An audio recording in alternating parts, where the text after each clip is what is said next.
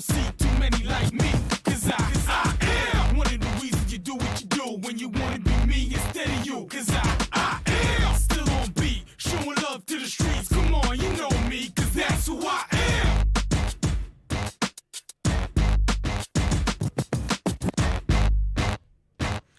And good morning, and welcome to another Saturday morning sports talk with Kevin Hastings, Hunter Yancey, Tom Stefani, and Terry Reinhardt. Hunter's not here today, so instead we have the Tiger Head. Well, yeah, if you're watching online, welcome everybody to the radio show. Who's listening on the radio this morning on KTC Broadcasting? Tom Stefani, Terry Reinhardt, and I'm Kevin Hastings in the house this morning with JP. No intern this week, and Hunter is out this week. And then we've got a huge Saturday on KTC Broadcasting, folks. If you're watching, if you're listening, you can watch every morning on YouTube, folks. Go to the YouTube KTC Broadcasting YouTube channel. If you're listening to the radio, you get out your car, you go do something, whatever you're doing. You can go back, rewatch the show anytime you want on our YouTube channel, or you can watch it live with us. We'd love for you to watch it live. We have a few segments that we, our bad picks is much funnier to watch, and as funny as it is on the radio. We got some more of those today. We got about 5 minutes of bad picks today. I got a big old long sheet of bad picks to hear for you guys. I thought we did pretty good. No. Oh, we did? No, you didn't. And we'll go over that. I think I missed a couple. I missed one. Well, y'all have the sheet in your stack over there. I only missed one. Of Tom, I think I gave it to you. You can count up the ones we're Can I going over. slide something in here, Kevin? Can I slide something in here? Friendship Chrysler Jeep Dodge Ram brings you Saturday morning sports talk every week. They're at 190 Oak Street Extension in Forest City, North Carolina, 828-919-3001. And also Friendship Nissan, 156 Oak Street Extension, Forest City, North Carolina, 828-245-1661. Wouldn't a Jeep Gladiator look good in my driveway with a big Christmas bow on it? Yes. They can go. Somebody can go to Friendship and get one of those for me. Put it in my driveway. Yeah, start the year 2021 off in a boom. I would. And Or what Nissan. kind of You know hits what? is Tom sending his wife on the radio this morning? It looked Gladiator would look good Yeah, in my but I driveway tell you, this morning. A week from Christmas, Terry. I tell you what else I like, Terry, is a good vehicle is a Nissan Rogue. Well, wait a minute. Let me tell you, Tom. It's a good vehicle. Have you watched that commercial? From Which one? Tom to Tom. That's right. Yeah. That's see? right. That's what There I you could do. Commercial. That's what I could do. When he But, gives his own self a car. I think the Nissan Rogue's a pretty sharp vehicle. I wouldn't mind having one of those as well. So lots of good vehicles over there at Friendship. So go see our friends. With over them great bonuses y'all get in Cleveland County as teachers and everything, you'd be able to buy you one. Well, maybe if y'all just quit sending text messages all day when you're supposed to be working, you get you a bonus, Terry. Maybe. Listen, y'all two wake up in the morning, eat a biscuit, and start driving. There's no Hunter to get mad at us today, so we just do our old man stuff and annoy you today. So sorry, Kevin, you got to JP, absorb come it. turn the big TV on in here so they can see their monitor. Sit up, do something. Put your grits down for a second. Speaking of grits, what you guys eating this morning? I had a bacon, egg, and cheese on toast from Mitchum's Kitchen. Thank you, Mitchum's Kitchen, for providing breakfast. I think I'm going to take my family up there one day over Christmas break, Terry. That'll work. Yep. Meet Carol Breakfast, and Robin lunch, and anything. or dinner, right, Terry? Yes. They do have supper, right? They do? have supper. What would you Yes. recommend at Mitchum's if you were eating there for supper, Terry? I think it's on the Oh, right, for right supper? side. Yeah, for supper. Up top. Well, if it was me, Up I'd top. get the fish. I'd Top go one. fish. But they have different assortments every day that you can get. Gravy and rice, and they got different. I don't know if it's top button, top spaghetti one day. Do they do green beans? Yes, they do. Okay. So I'm a green bean aficionado. So I would like to go there and see how they do there. Do And they some of little the best onions, fried little chicken butter, around, fried too. chicken too? Okay. That's Well, interesting. we're gonna take a family little jaunt up to Vale and eat at Mitchum's Kitchen to say So- thank you for sponsoring. But if you us. want a sandwich, get you a Dagwood or a Northbrook Tornado. Northbrook Tornado, that's awesome. Yeah, that's what I'm Northbrook saying. Tornado. So, as a aficionado of green beans, Tom, do you enjoy the drive to Myrtle Beach where you see the hundreds of beans and billboards? Yeah, well, my They when we spend get all their money on advertising when down we- there, yeah, on, when- on billboards, the when- beans. People. yeah, when we get when we get them from a place like that, of course, you got to break them and then you got to boil them, and my wife does all that. But sometimes my daughter will get the frozen ones and saute them in a little butter and a little, So I have my green beans all kinds of different ways. French green beans, Best Italian way to green do beans. them: olive oil and garlic. That's it. A little olive oil, Get a them in little a garlic. bag, frozen. stuff. Throw them in a pan. Olive oil and garlic. Good stuff. Good stuff. I don't touch beans. Well, we'd At hate for all. you Oh, to I be like healthy. beans. We'd hate for you At to be all. healthy. At That'd be all. just be a Now, terrible. that is a lie. I will eat Mexican beans with cheese and sour cream on them. So there you All right, that's good. It's good and healthy. go.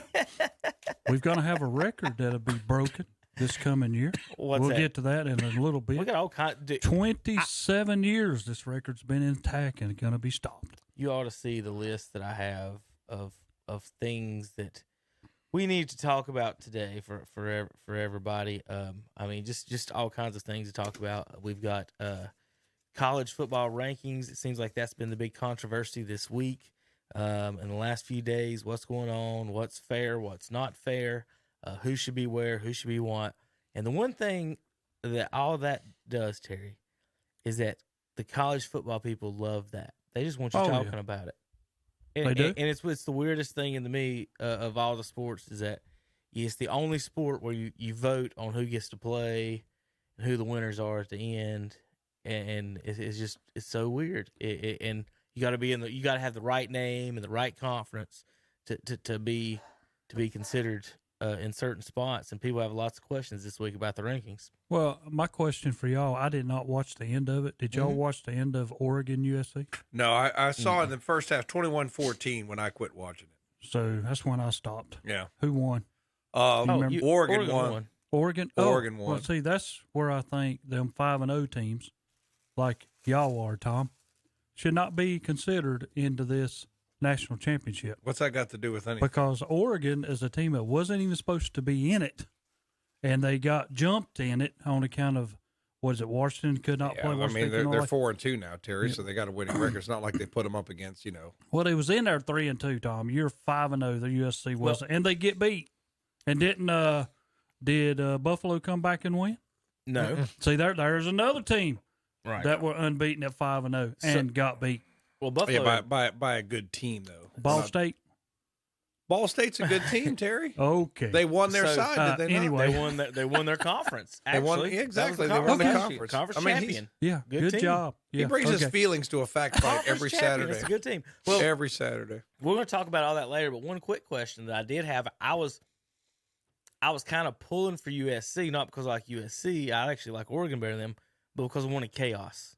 Because my question for Terry this morning would have been, why would Ohio State at 6-0 win the Big Ten have a better argument than USC? Have at you 6-0? Have you watched USC play this year? At 6-0, they're both 6-0. If your argument is we get to qualify with 6 wins, they do too. Yeah. Do they not? It's easy to sit back. Or either now. both of them are in or both of them are out, and then Cincinnati and Coastal's in, and then why is Florida still in where they're at? That's the questions. And then Notre Dame, Brian Kelly went on a little hissy fit this week and said if his parents aren't allowed to come to the game, they're not going to play in the playoffs, Yeah, he which is bull Yeah, he crap. will. He will. Bull crap. If there's any opportunity for Notre Dame to get money, Right. they will be there. So we've got other things to talk about. Let's see. We've got NBA preseason. This was over pretty much, and the season's about to get started up. Will James Harden end up anywhere? How's our teams looking? Draft picks and other news. We've got NFL games and news. Playoffs starting up. Drew Brees is back. All kinds of things to talk about with that. Hold on. Did I see that Ball was 4 of 9 from 3-point, had 19 points in a No, game you the did other not. day? He had 18. And 18 points. Right. Oh, I'm sorry. Was he Right. 4 of 9 from 3? right, he's upped his average Wow. to 10. Good job. He's No, upped his but average I to just 10, wanted to Tom. hear your response to him being 4 of 9, gonna talk about which that. I'm not real good at math, but that's almost 50%. Right. And then he had 18 points. It's a Who pretty did good play? game, Kevin. It's a pretty good game. Overall, Tom, in his shooting percentage, is like 27% from 3. But I'm talking about this particular game. I'm Terry, talking this about one this game. What? this particular Tom, game. you played one game. I can go out there and have a great game every now and then, and I'm Terry. quite old. Terry, do you Terry. have your Hall of Fame jacket ready for LaMelo? That's what I want to talk about earlier because he's averaging 10 points in the preseason against the Tampa Bay Raptors and the Orlando Magic. Yeah. Ooh, look out. So the NBA needs to be on their heels. Tom, right now, would you trade your pick for him right now? Yeah, Would I trade my pick now? Yeah. Would you give up a That's core? the only answer No, I need. no, then. that's exactly Don't say right. nothing else to me about LaMelo. I told you. That's the only answer I need. I tried to tell people when just you don't. got Okora, you did great. But I would say this: if I could get LaMelo Ball without his daddy, I may consider that. But as long as you got all the family baggage and all that, all that shenanigans, whatever you want to call it, I don't want that stuff. We got Browns to talk about and NFL gambling, how bad it's fixed. We'll go on a rant about that in just a little bit. He starts with a conclusion and looks for evidence. He doesn't gather evidence to come up with a conclusion. Terry, that's what he does. The spread was 3, and they ran it out of the back of the end zone. Not on purpose. No, it was not on purpose. The spread was 3, and they ran it out of the back of the end zone for a safety. That's all I need to know.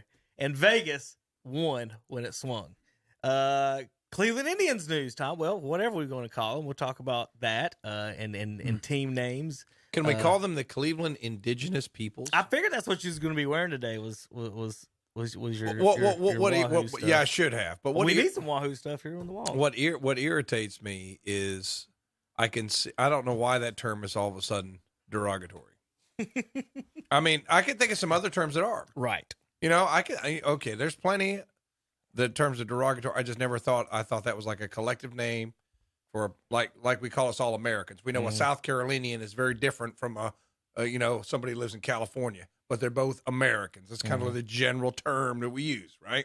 So why all of a sudden is this particular one? Can you ask me something though? You know how your family used to go up into the mountains and you'd go to Chimney Rock and see the Indian reservation and stuff like that. What do you call them now? I mean, it was never a derogatory term. No. It was never. I just got done reading a 500-page book on colonial America, and you know what the author said? For simplicity, because he gave all the different names of all the Indian, and they're very diverse, very diverse, and all of them different languages, different ways of life.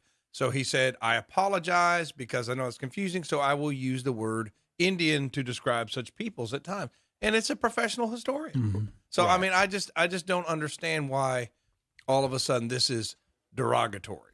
Right. Now I can understand if Native Americans don't want teams named after them, period. Okay. But this is different because they're saying that term Indian is now derogatory. Right. Which when they obviously use it themselves. Yeah. The Catawba Indian Nation is right here. The Bureau of Indian Affairs. I was about to say the Bureau of Indian Affairs. Yeah. Now the woke argument, Tom, is that Columbus come over here and named him that because he thought he was India. That's the story. Right. But either way, some of the tribes adopted the name Indians. Right? It wasn't they still keep the name. It wasn't Indians. meant to be derogatory from its inception. Now, use it now. Of course, the argument is: what do you do about using people as mascots? So, or some to that nature. So that's the argument. So now that they're arguing about the Braves, they're arguing about the obvious Indian names. Now, other things they're looking at too is other names that people aren't really aware of or thinking about that has something to do with it. Okay.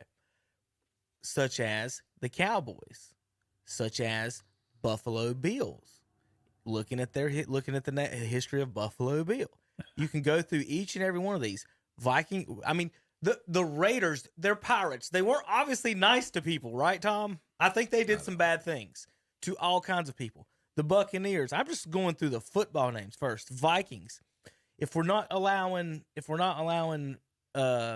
people as mascots, Terry, we'll see if we change the name Cleveland to, what if we just change them to Americans? Now, what would be a proper mascot without getting someone mad? Is there any way to do it? Now, the Patriots, have changed their mascot kind of a little bit. But at what point does the Patriots and Celtics change theirs? The Cowboys have to change theirs. Giants have to change theirs. 49ers, obviously. The Jets is definitely the elite use Jets, so you got to think about that. So, at what point does the craziness and silliness get to? Well, to where you're going on each and every one to who's offended by what? And I think it is, but I'm to the point. It's like, all right, just get rid of all. If one that nobody can ever have a Native American name again, then after that's gone, what's next? They'll just find something else. Well, obviously, because this week, and we got a caller we're going to in just 2 seconds. This week, out in San Francisco, they're changing the name of Abraham Lincoln High School because he didn't do enough for the black community. I saw that. So that's what we mean by when people say you're going to be extreme talking about Cowboys and Bills. I'm like, in Tar Heels, no, you're not. Because they jump from there to there. What irritates me with the Lincoln people is they probably read what he said in the Lincoln Douglas debates, where he's trying to not seem too extreme. So he said things by today's standards. Oh yeah, I can understand why. But you're going to take that. You're going to get that one little thing out of his speeches, and then you're going to forget about the Emancipation Proclamation. You're going to forget about the 13th Amendment. Right. You're going to think about the 14th Amendment. The 14th Amendment. Yeah. You're going to forget about all that, even though that was done after he passed away. Yeah.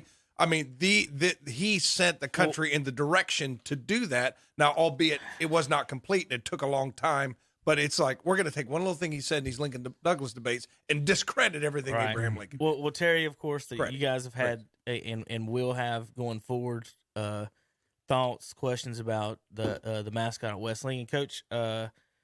Coach Pruitt's on the line here at Cherville, and people even questioning out. And Coach, if you don't want to answer the question at all, just say go Mountaineers. But Iron Men now, what about the girls' teams? Are we going to change it to Iron Women? They've always been Lady Ironman. I know, right? I know. Yeah.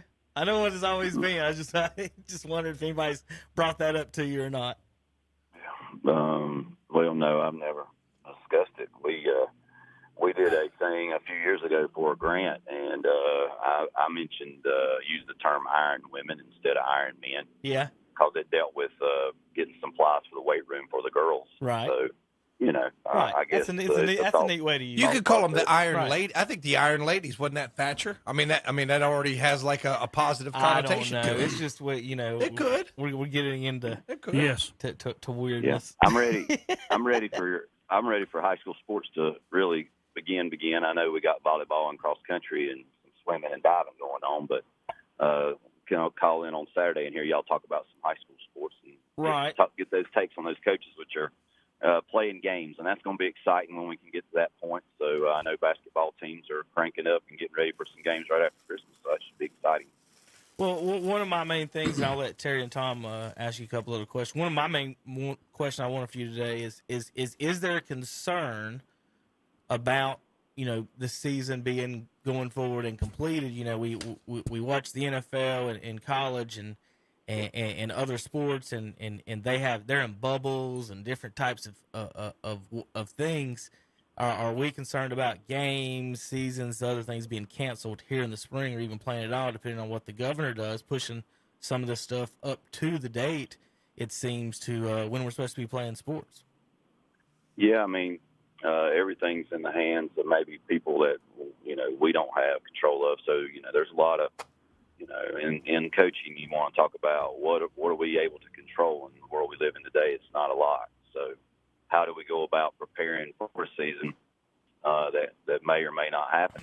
Just for me, I've tried to look at every player on our team and make sure they had a varsity number available, because at some point, even those JV guys, and hopefully we have a JV season, those JV guys might have to step into a role on a Friday night. I contemplated that.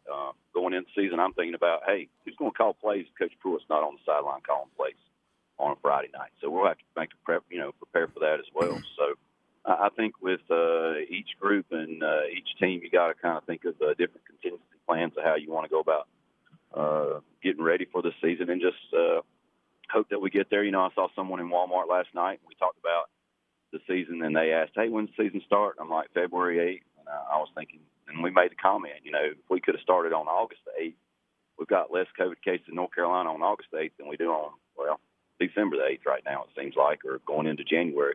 But as you're going through this process and with the vaccine coming, hopefully things will start to turn around and turn a corner, and we can start talking about what will happen once we play games and actually have them take place. I think Go ahead, Terry. Go ahead. Well, Coach, I was going to ask you. I mean, when y'all go in y'all's meetings, do y'all go in scenarios, which I know you and Coach Harrell and all of them will be in there, go in scenarios where, hey, what if I have to postpone this game and I cannot make it up, and that game's going to make a difference in who gets into playoff, who's not going to get into playoffs, or when it comes to player-wise, and I'm going to have to go play this game, but I'm like 2 or 3 starters short, but I still need to play it, and I lose that game, and that can determine of whether you make the playoffs or not. Do y'all go over any of that? We haven't really had that conversation. I don't know if ADs have ventured into those topics or not.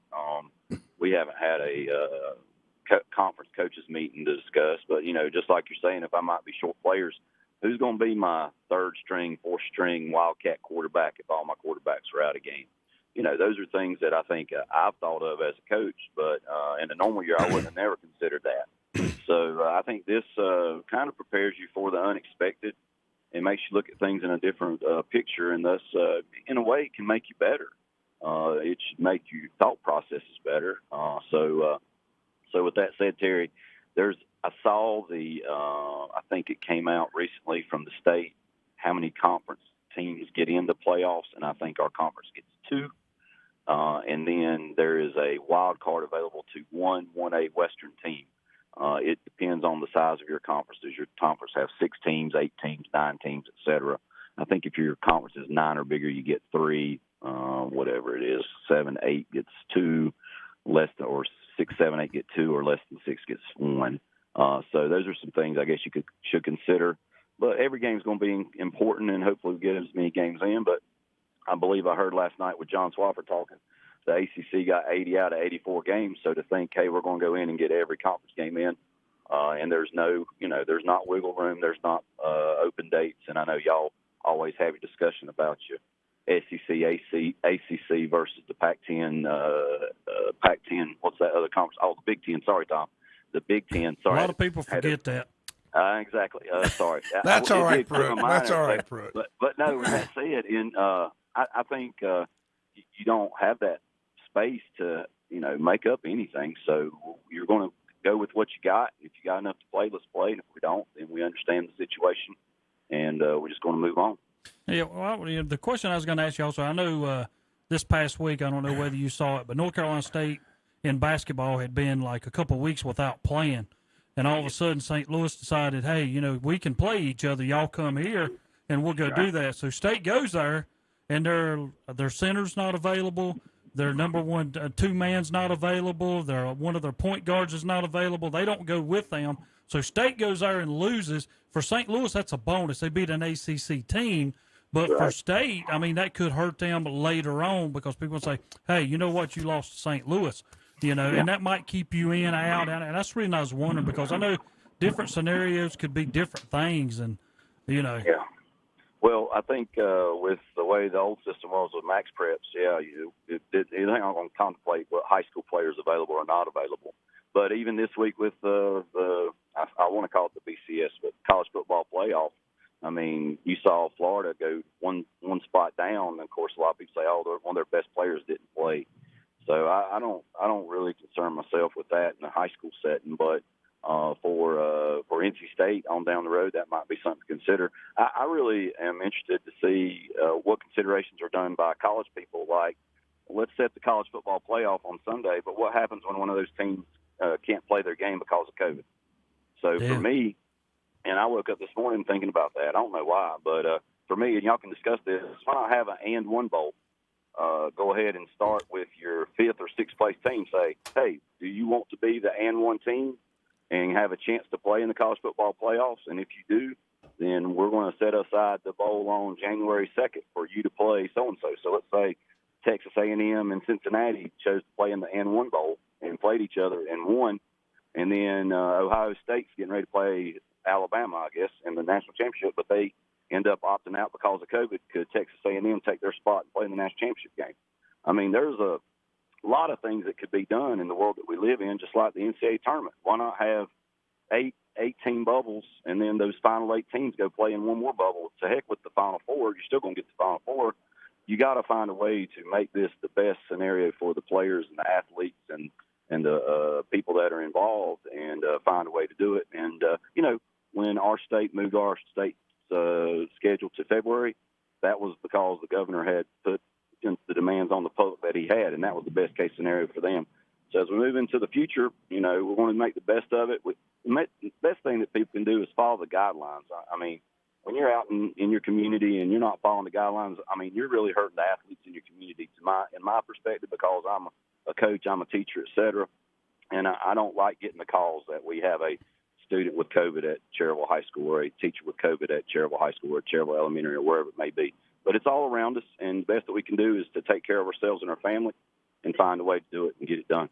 I'm glad you said that, Coach, because I just don't think, and maybe you think the same way, there is no machismo in ignoring certain basic rules. And it really gets on my nerves. There's no machismo in, okay, if you go in the food line, wear your mask. When you get out, take it off. Yeah. And just wash your hands. I mean, you probably, if you watch online, I've got my little bottle of hand sanitizer. Clean my hands before I eat. Clean my hands after I eat. We're not in here fist bumping and touching each other. It's just a few things that you can do, to help somebody else, and not just, you mentioned athletes, and that's right. Small businesses too, which have been hurting, and healthcare workers, and everybody else is putting it on the line. So I just don't know why people think that certain protocols are you're trying to be, Billy Bad Guy, and it's just really just doesn't make you tough to ignore certain things. So I'm just, my family's been affected by this, and I know a lot of families have. So I'm just telling you, just simple things. And like you say, Coach, hopefully the vaccine gets rolling, and we're out of this thing pretty soon. That being said, I wish some more of the rules did make a little bit more sense. I think you made a good point earlier when you said, why didn't we play in August? We had less cases. We should have known this was going to happen. When people go indoors, it's going to spread a little bit more. I think you're right. I think we could have done some kind of truncated season that began a little bit earlier, and some of the other rules don't make sense. So I'd like to see our politicians get together and say, let's think about this. Should we have a 24-hour gym closed at 5 o'clock in the morning when 3 people are working out, and it's open at 6 o'clock when 20 people are in there? So we gotta come up with some common sense rules, and then people have to do basic protocols, and we'll be out of this thing. Yeah. Well, I appreciate you guys, and I'll take y'all off the air, and y'all have a great day, and go Mountaineers as they head down to Myrtle Beach on Monday. All right, we appreciate you calling in, Coach. We appreciate you calling in next Saturday. Here comes Kev. Thank you, Coach. Oh, all right. Hey, I forgot one thing. What's that? I announced this to my players. We did set our non-conference schedule, though we're not really supposed to be trying to work forward in that regard, but we're hopefully going to play East Burke away, West Lincoln at home, Blacksburg, South Carolina at home, and Pine Lake Prep away. So that's what our non-conference schedule will be in the fall. So we're looking forward to that schedule. How'd you get Burke County to come to Cherryville? We are, let's see. How did I get Burke? Yeah, how'd you talk them to coming down here is what I wanted to know. Well, we're playing them away first. Oh, you had to go there? We're going to get them second year. We're going to get them second year. Okay. Coach is on top of that. We even had our contract and stuff. Something that you have to take care of with each of those teams. So yeah. You gotta move forward and be thinking of the future, and hopefully the first game is not going to get affected by a schedule change. So we'll see how it works out. Well, good luck this season, Coach. Yes, hope it works out. Appreciate for you guys. All right, take care. Thank you. All right, thank you. Bye. I asked Coach Tim Pruitt. Sorry if I missed anything. I was down the hall Yeah, listening. We've got Merry Christmas to you, Coach, and your family, and everything this coming week too. Right. Hope Santa's good for everyone. And I've heard the kids have been good. Landry better been good. So you guys were talking some about the high school stuff before we get to the break. Did you break down the conference any at all? Break down what? Did you talk the conference breakdown? No, not with Coach. So folks, here's the breakdown as of right now. So in the spring football, they're still doing the same 8 champions, but in the fall they will not be. And this is the conference lineup right now. Going forward, it's tough going from Terry, you go from 1A like Cherville and Bessemer and Highland, and this is kind of what happened with North Lincoln, is that you jump up and play. They didn't even jump up to 2A and get in a 2A, 3A comps. Mm-hmm. They jumped up to 2A, and they got three of the title contenders for the state championship in 2A in their conference. Not one state title contender. They got three. Huss, Shelby, and Burns can all contend. They all make it far. They've all made it far the past few years. And if they're in there with, say, the West Lincoln's conference, wouldn't that feel more fair probably to the Chervilles and Bessemers and Highland Techs? It would. And I can't guarantee Coach Pruitt would say that. Yeah.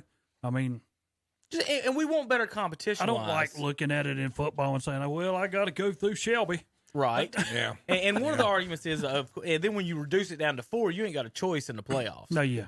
But in the regular season, to have to play them, and then you're now they're in a split conference. So when North Lincoln went 3A, they were small 3, and then they were in a 3A 4A split with Mooresville. So it even when you do that, and then my thing was, if you're going to split the conferences, and I kind of went down through and tried to make it as fair as possible. Because everybody's like, well, why do you want to do, make it as fair as possible in football and just it will concentrate on football? Well, if you're going to tell me the money's the most important thing and that's the only thing that's the most important thing, I'm going to do it this way, one. And then competition on the field. I've been in a Cherville Bessemer. I've played in one of these conferences before. It is not fun. And football-wise, you need better competition on the field to keep people healthy, to keep it better, more competitive. This is not, I played in this. So let's see. It's Bessemer, Cherville, Highland Tech, Burns, East Gaston, Huss, and Shelby. Now, when we were playing in 2001, Terry, we had Shelby, West Lincoln,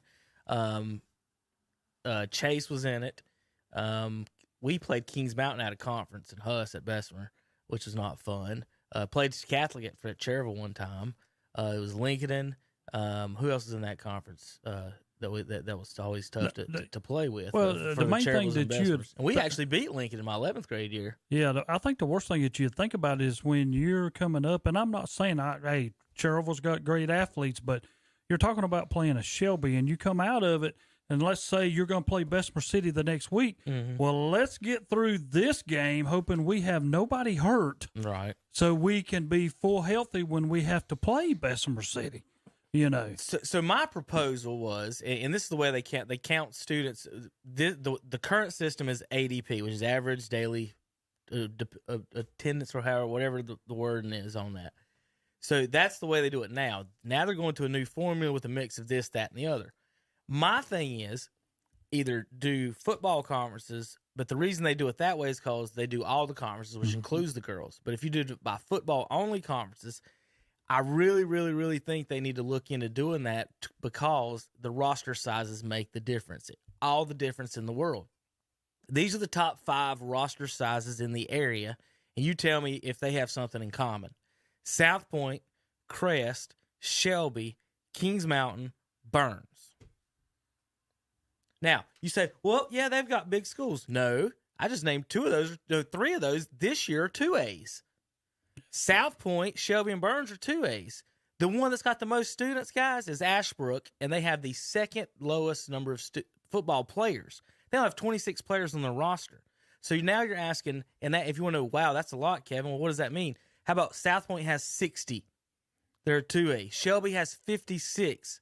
Shelby will be playing Bessemer City. Bessemer City had 25 last year. Shelby 56. That's 2 teams versus 1. Yeah. It's just simple as that. Well, yeah, and then when you're playing 2 teams Shelby versus 1, they've got players. That's what happened to West Lincoln. West Lincoln, when they went to play them, West Lincoln had players going both ways. Right. Shelby did not. Right. And I did that. I'm telling you, a lot of people can't do it. You shouldn't be doing it probably. Terry, with 25 people on your roster, you're going to go both ways. Cherville had 39 last year listed on their roster. Highland Tech 28. And they're going to be playing a team with 56. Well, just 10, 11 more people is a whole side of your defense. And I used to tell people, our best, and that's why in basketball, baseball, when you got smaller rosters, smaller people on the field, you can play best to best with them. But it's 56 against 25. That's hard because the numbers is. I can say our 2 or 3 best players are just as good as their 2 or 3 best. Yeah. but 5 through 25, it's not the same. The worst thing that I think on stuff like that is if I have a player and he's going both ways, there are going to be plays that one player takes off. I mean, that's just going to happen because I don't think 110% per every play is going to happen from a player going both ways. Especially when you see a sweep the opposite side or I mean, you get double teamed. You're just like, man, you get cut. I know guys who that used to that didn't like to play offensive line and defensive line at all at times because you just get cut. You're out there wearing yourself out every play. So here's the conferences as they are: Bessemer, Cherryville, Highland Tech, Burns, East Gaston, Huss, and Shelby. Then Bandy's, Bunker Hill, East Burke, Lincoln and Maid, Newton, Conover, West Lincoln. East Lincoln, Ford, Hickory, North Iredale, North Lincoln, St. Stephen's, Statesville, and West Iredale in a conference. Then the Big South switches out Huss for South Point and stays the same: Ashbrook, Crest, Forest View, Kings Mountain, North Gaston, South Point, Kramer. And Conference 41, Thomas Jefferson, Rosman, Brevard, Chase, East Rutherford, Hendersonville, Polk, and RS Central. Now, that one's probably not too bad. I think that'll be a pretty decently competitive conference top to bottom. And Thomas Jefferson's going to upset some people in that, and I don't know if that'll end up. But here's my proposals. Now, this isn't roster size, but if we're going to go 1A, 2A splits, Terry, why are we separating Burns and Shelby? If we're going to split, why are we splitting that conference instead of Gaston County, who's got 8 teams, instead of the 4 there or the 4 Lincoln? So I combined Lincoln and Cleveland and said, let's play it out. You play each other in middle school. You got 4 2As. Both counties are split 2 and 2, 2 and 3A, and I think that would be a great matchup. Catawba County Conference: St. Stephen's, Hickory, Ford, Maiden, Bandy's, Bunker Hill, and Newton Conover. What would be wrong with that, Terry? Yeah, nothing. Not a thing. Well, they would love it. They'd travel. And then the Gaston County, keep all of them together in the 2A split. Why would you send Huss out of that area? Yeah. I just think, like we spoke last week on Wisconsin Pruitt, when they went into this meeting, they kept trying to say, so this team don't travel beyond the school in between. Right. Is what they really thought of. Right. And that way, most of the teams in your surrounding area, you never jump a school. You're going to the next one that's available, going each direction. And that's what they did. Well, Cheryl's 10 minutes from West Lincoln. Yeah, I agree. I agree. But they didn't go that way. East Gaston's 40 minutes from Cherryville. What are you talking about? And so my 1A, 2A split for Cherryville would have been Cherryville, Jefferson, Mountain Island, and Bessemer stay. Those 4 teams stay there together, and then you add the three other Rutherford County teams and Polk County, and then play right there across. I keep saying, now those Rutherford County games where Thomas Jefferson plays at Rutherford County School, right? I don't care what it is. You better make sure the Rutherford County Sheriff's Office is there. Yeah. Well, the state's forcing them, and they're going to have to get over it. Looking ahead, this is possible radio schedules for us before we take our break. We got to get out of here. WHS in Cleveland County: Forest View at Crest, Shelby at RS Central, Chase at Shelby, Crest at Huss, Kings Mountain, Shelby, South Point, Shelby, Crest at Kings Mountain. WLON west at North, west at Maiden, north at East, north at Maiden, west Maiden at East, and then we don't know the April 2nd game, week 6, and then Newton at East for possible games coming up on KTC this fall, along with Burns football, Cherryville, of course, on WCSL and more. All right, we got to go, JP. You ready in there? How was your breakfast? It was good. I saw more than grits in there today. What did you have? Some eggs? Yeah, I had grits. I had eggs and bacon. JP just shows up 30 seconds late. Hits in there and on the hog and they're eating on it. We'll be back in a minute. KTCBroadcasting.com.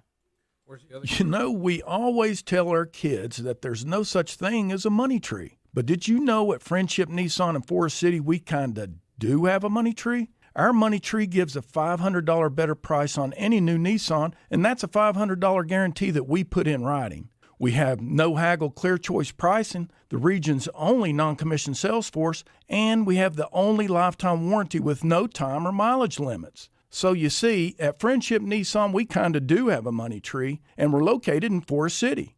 Be the one. Yes, Newsom tiptoes in the right side of the end zone for 6. Catch live coverage of the Tar Heels all season long. How about an interception for a touchdown? Goodbye. Michael Carter from 60 yards away. Right, that bell tower blue. Tar Heels win it. Right here on your home for Carolina football.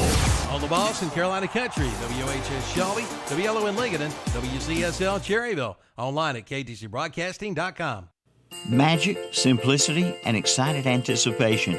That's the feeling of Christmas that's in the air. We wish that you experience all of this Christmas season. Experience with childlike wonder. Remember the simple things that mean the most. We bring you joy and peace. Merry Christmas and Happy New Year. From everyone at Triad Corrugated Metal Incorporated, 108 Industrial Park in Lincoln. Online at triadmetalroof.com. Like them on Facebook too. To those we love and see each day, another loved one so far away. To all good friends who mean so much to us, and those with whom we're out of touch. Everyone at Home Trust Bank in Shelby, Forest City, and Cherryville wishes you happiness this holiday season and throughout the coming new year. We wish you all the best this holiday season. This special Christmas wish from everyone at Home Trust Bank, 224 East Warren Street in Shelby, 351 Butler Road in Forest City, and 100 West Main Street in Cherryville. Home Trust Bank. Online at htb.com. Member FDIC, an equal housing lender. Take advantage of a special offer on the versatile Kubota BX Series subcompact tractor. Switching attachments is simple, and a smooth hydrostatic transmission makes for easy operation. The Kubota BX Series, the #1 selling subcompact tractor in the U.S. for over 10 years. You own the land. Now, make it yours. Get the Kubota BX 2380 for payments as low as $99 a month. Your Kubota dealer is Park of Arms Service, 126 Bessie Drive, off Highway 74 at Oak Grove Road, Kings Mountain. Hometown Hardware in Kings Mountain wishes you an extra Merry Christmas, full of laughter, love, and fun. That's what they wish for each and every one of you. Christmas is a beautiful time for the joy of sharing, for the hope of peace, and the remembering special clients like you. We wish you a wonderful holiday season. Merry Christmas to all of you from everyone at Hometown Hardware, 110 South Railroad Avenue in Kings Mountain. And we're back on Saturday Morning Sports Talk with Kevin and the gang. They're there. Are we there, JP? Sorry, JP. Without Hunter here, you know. He can't. Yeah, you need some I could have got Terry to just sit in his seat next to him. But I don't know. The Tiger needs a lot of help today, and he seems like he's enjoying himself. If we could put a box of Kleenex by that Tiger head, it could be Dabo Sweeney. He's He's always crying. He's always crying on TV. Always crying. Yeah. Well, let's talk involving your team. Yeah. Well, let's talk a little NBA, Tommy. And first of all, I'm trying on Twitter to get Jose to follow me. He tweeted out. He's got a man crush on Jose Canseco. If you follow him, it's a man crush. He'll follow you back, and I'm still waiting on the follow back. I liked Jose Canseco when I was a kid. But I got over it. You know, like after your childhood, you sort of get over it. He just never got over it. I'm not a fan of his. I'm not like a fan of his ball playing, Tom. I'm a fan. I was going to say I never was a fan of his. I'm a fan of his. Actually, when I was a kid, when I was a kid, and they were both playing for Oakland, it was the Bash brothers, him and McGuire. He hit over 400 home runs. So well, you got to understand, I never pulled for him on account. I'm a Kansas City man. I just despised him. Yeah, Terry, would he not be the greatest softball player of all time? Oh man, he could smash it. Would he not be? Yeah, but he'd remind me of some other players I played. Probably like the ball hit him off his head. That's probably what would happen. So never be able to judge. I remember that. His Twitter, he was with Texas then. He was playing for Texas. His Twitter feed is gold, and that's what I'm following. He has a Bigfoot hunting organization and a car wash, and he has challenged the brothers, each one, the guy who fought Nate Robinson and his brother, who was also a amateur or a fighter now, I guess. And he's trying to fight them. They're trying to ignore him, and he's like, "Well, I'll just fight your dad then." So now he's trying to fight their dad, and so it's just, man, I'm telling you, he's got to stay in the limelight. He's got to stay in the spotlight. Listen, I don't like watch a lot of TMZ or stuff like that, but I will look at Jose Canseco's Twitter feed for a good laugh. You got to have somebody that makes you laugh at some point in your life, Terry. I don't believe I'd ever pay attention to his Twitter. When he was growing up, he was, I guess for women, they thought he was cute. He was big. He was definitely enormous. The women love Jose. He had some women back in the day. Yeah, his twin brother did too, telling people he was Jose. Not today. Not today. Ozzie Canseco. The surveys say women don't like muscular men anymore. They like Justin Bieber men now. So he'd be out of luck if he was in his prime now. I'm sure Jose does okay with the ladies, considering A-Rod cheated on J-Lo on Jose's wife. So, I still don't connect all them dots. You're telling me A-Rod cheated with Jose's wife. Right, on J-Lo. But why would you advertise that? That's just kind of making you look bad. Like, my wife would rather be with him than me. Well, Tom, he's calling out the man the homewrecker who ruined his home. Well, maybe if he was, maybe if he was in public, maybe if he was a little bit better at taking care of his business, because every time he wouldn't have his every problem. time he looks right, on right, Terry. Well, Tom, every time he looks on TV, he sees A-Rod and J-Lo holding each other, making millions. He figured, well, and then he gets fussed at, and it's also about the steroid stuff. Is that A-Rod don't get hammered like he does, and for starting it or whatever, but. Anyway, it sounds like A-Rod was doing a little hammering of his own. It's entertaining to me. While we're into baseball, real quick, the baseball, and we're still waiting on clarification on how they're doing this. We talked with the Indians a little bit earlier, Tom, but we'll finish with that. They're trying to integrate or they're officializing the Negro Leagues. Yeah, giving them major league stats. Give them credit for that. Yeah. Giving them for that. Except the home run king. Are they not doing that? No. That's what I want to know. Like, where are they going to go with the stats? How are they doing that? I don't know. I just caught a blurb of it. I need to read more about it, but they are going to. It was a professional baseball league. Yeah. If you're not going to let guys play in your league, then we made you play in a separate league, and now your stats don't count. So that doesn't make any sense. So of course you got to count. So do the stats. Japanese league count? Well, the Japanese league doesn't. I think it's got to be like within the contiguous United States. Is the baseball is who's in charge of that? Is it the Hall of Fame people? Like, is it Major League Baseball? Like, who's in charge of whatever this declaration was? And that's what I mean by is it the American Baseball Hall of Fame, or is it the Pro Baseball Hall of Fame? Like the Pro Football Hall of Fame, they when the Pro Basketball Hall of Fame puts anybody in. Yeah. So is it just by the name of it? That's why I don't know the answers. I'm sure the Pro Football Hall of Fame. Remember the old AFL? I'm sure those stats and everything counts in that. So I wouldn't understand why the Negro Leagues wouldn't count. So it's just they played professional baseball. You wouldn't let them play with the others. So that doesn't mean like, well, since we wouldn't let you play, now your stats don't count. That's a hard sell. That's a hard sell. So they've got some articles online about it, and I'm just gonna kind of look. There's arguments for just putting them in it in general. You'd have to go. I don't know if they'll go through how they'd go through. If they'd go through, is there score books and yeah, that's all what that I'm saying. Go? You got to have all of that, and I'm sure it's all down somewhere. Yeah, I'm surely sure, good. Yeah, surely they do. It's all down somewhere. Some baseball historian could put it all together and figure it out. And I think it'd be good for baseball because they're so notorious for we don't change our powers that be. Let me ask you this: by doing this, if they do this and they say all the numbers are we're not going to crown anybody a home run king or a win king because there's different eras, blah blah blah. However you want to do it like that, does this then open it up for Bonds and McGuire and the guys to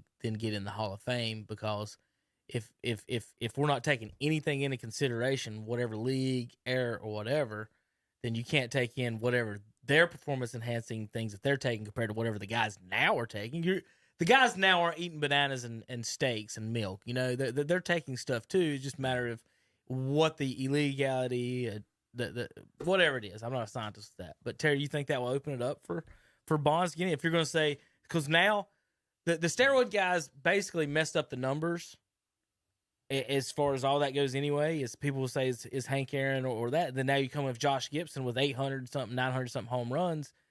Now then what's the record? Is his first guy to 1,000, then there is no argument? Well, my whole deal in behind it, we're talking about McGuire. We ain't talking about Bonds. He's never committed that he did anything. So he should be considered. He lied to federal investigators under oath that he didn't do it.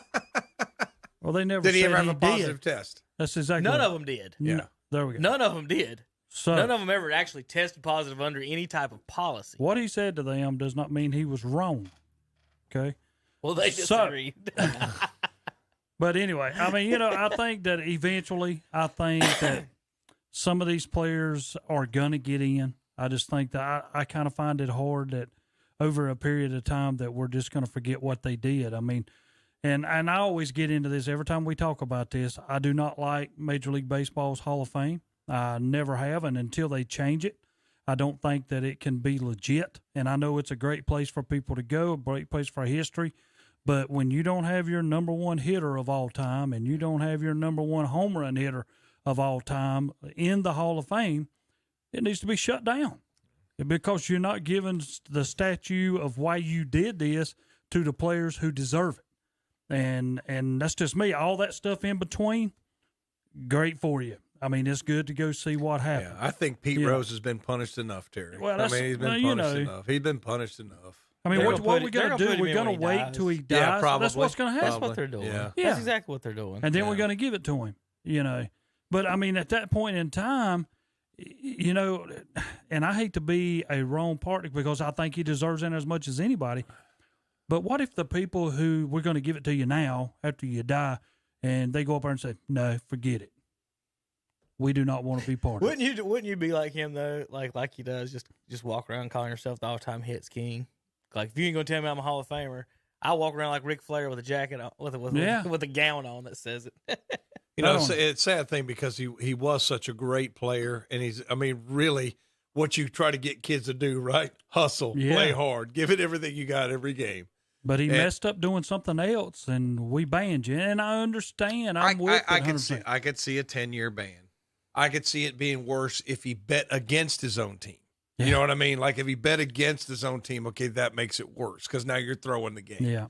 But will that change what you do if you're betting on yourself? Yeah, that's going to affect what you do. I understand, and I understand the punishment, but the punishment's got to fit the crime. You know what I mean? So he's been punished enough.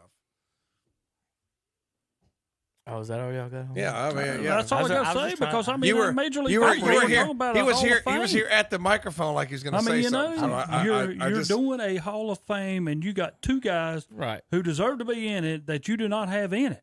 Shut the darn thing down. I'm sorry. Yeah. So now looking at some of the numbers, I'm just going to skip through and just read highlights and sentences through this article. Gibson should also end up second all time in batting average at 354. It says likely top five and on base, or 5 or 6 other categories. He batted 441 in 1943. Pretty good. Yeah, not bad. Isn't that after Ted? Is that after Ted Williams? When was Williams? 60. Yeah, 60, that's what I was going to say. I was stupid. Sorry. Someone else batted it. Something I saw about Ted Williams is 400 that we're talking about. But anyway, that's the question. Even talk about Ricky Henderson, Cool Papa Bell steals. I don't know if if Bell's that close to anything. I mean, he played forever. But that's just the biggest question. And again, we've been looking at these numbers the last few years, and anyone under 30 years old says, "Who cares? What's his WAR?" So folks older than 30 can argue all they want about that the people under 30 don't care. They just want to know whatever that WAR number is. So they don't care about the 900 home runs or whatever it is. Is it bad that you have to have a Hall of Fame? This is our traditional. This over here is your steroid era. This over here is your other division, and over here's another division. I mean, that you have to go in and see.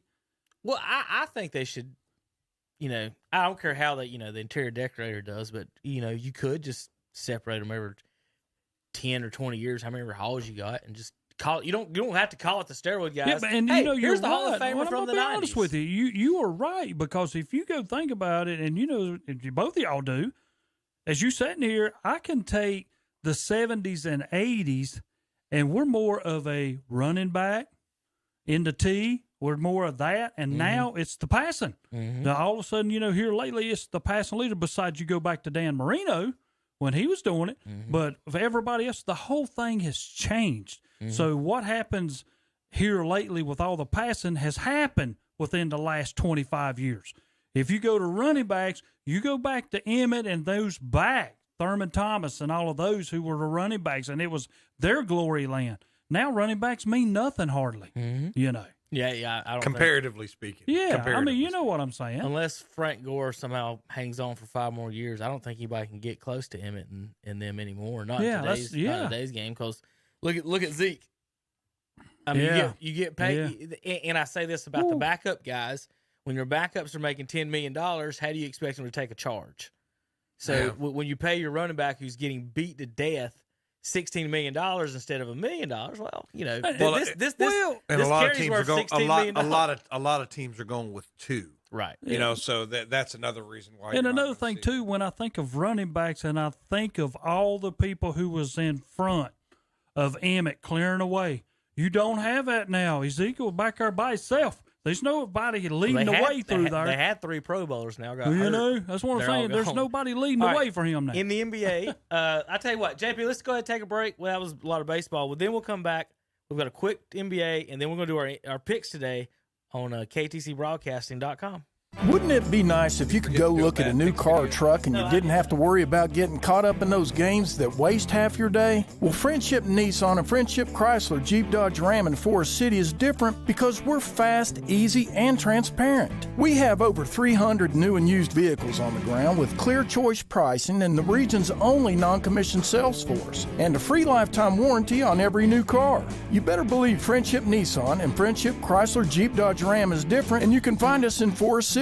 Plumbing problems? Well, if you're not an expert plumber, then we invite you to call the Expert Plumbers. That's Olmsted Plumbing in Forest City. Just call 828-245-7302. Recommended since 1973. From faucets to sinks to toilets, from sewer and drains to well pumps, from dishwashers to disposals to bathroom remodeling, residential and commercial, new homes too. Don't let your plumbing problems drive you plumb crazy. Call Olmsted Plumbing in Forest City. 828-245-7302 or visit the website at olmstedplumbing.com. Hometown Hardware in Kings Mountain wishes you an extra Merry Christmas, full of laughter, love, and fun. That's what they wish for each and every one of you. Christmas is a beautiful time for the joy of sharing, for the hope of peace, and the remembering special clients like you. We wish you a wonderful holiday season. Merry Christmas to all of you from everyone at Hometown Hardware, 110 South Railroad Avenue in Kings Mountain. It's the most wonderful time of the year. Yes, it is the most wonderful, magical time of the year, especially in downtown Kings Mountain during the Home for Christmas celebration. The Mayor's Downtown Christmas Fantasy Light Show, synchronized to music, will light up the sky from Saturday, December the 5th through the holiday season. Don't miss this wonderful display. To view the lights, stroll down Railroad Avenue and view from the comfort of your car. In Patriots Park, enjoy the magnificent Costner's Christmas Light Extravaganza. Stroll through this wonderland of lights while enjoying Christmas tunes from Liberty Falls Amphitheater. Other surprises await you at the Home for Christmas celebration. Help Santa find Rudolph and go Christmas shopping at the Artisan Pop-Up Market each Saturday. For information, go to their website, kingsmountainchristmas.com, or their Facebook page, or call 704-730-2101. Enjoy the magic in downtown Kings Mountain. May the true spirit of Christmas shine in your heart and light your path. This Christmas wish from everyone at Moss Realty in Gastonia, wishing you a season that's merry and bright. May this Christmas season be full of light and laughter for you and your family. We wish you peace, joy, and unconditional love at Christmas. This Christmas wish from everyone at Moss Realty, 945 North New Hope Road in Gastonia. Online at mossrealty.com.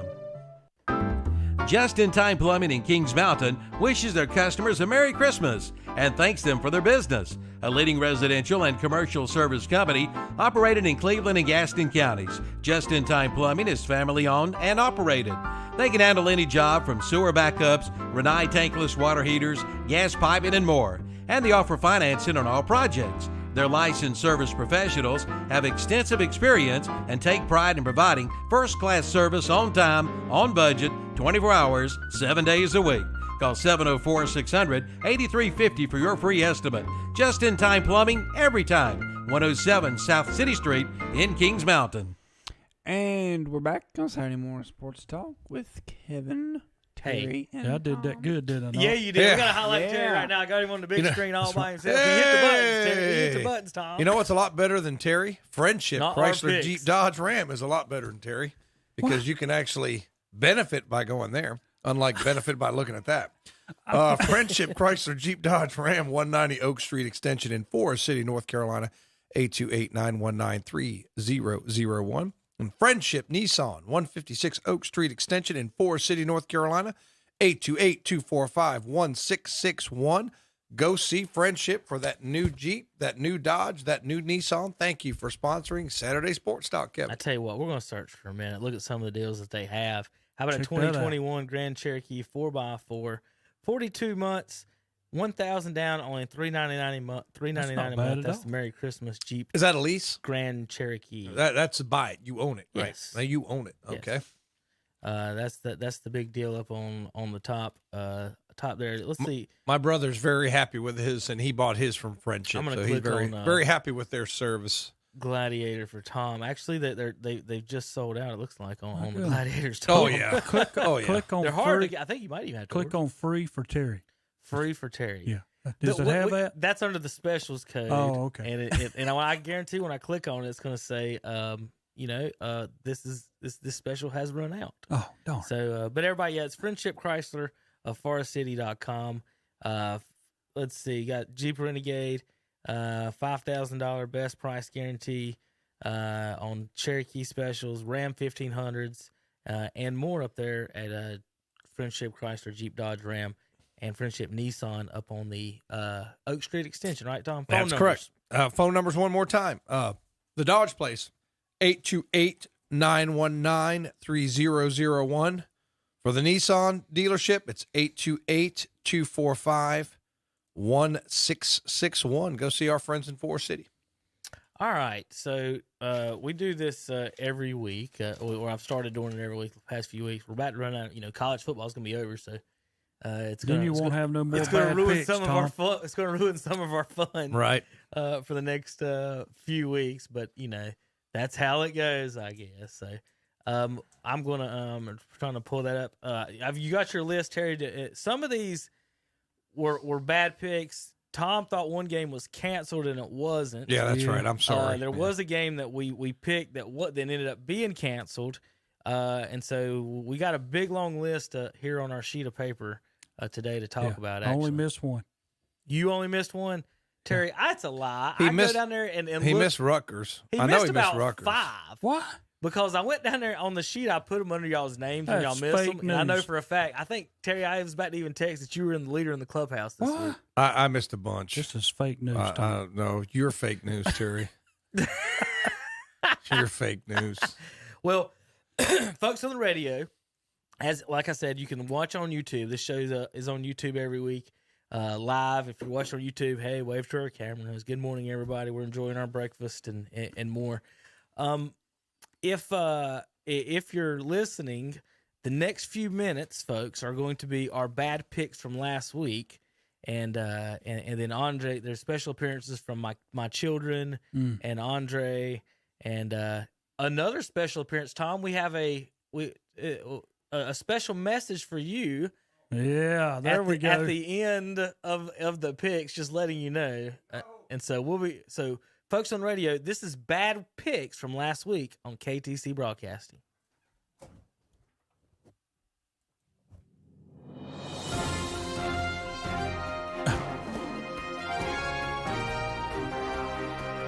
Bad picks. I was getting ready to say, make the pick.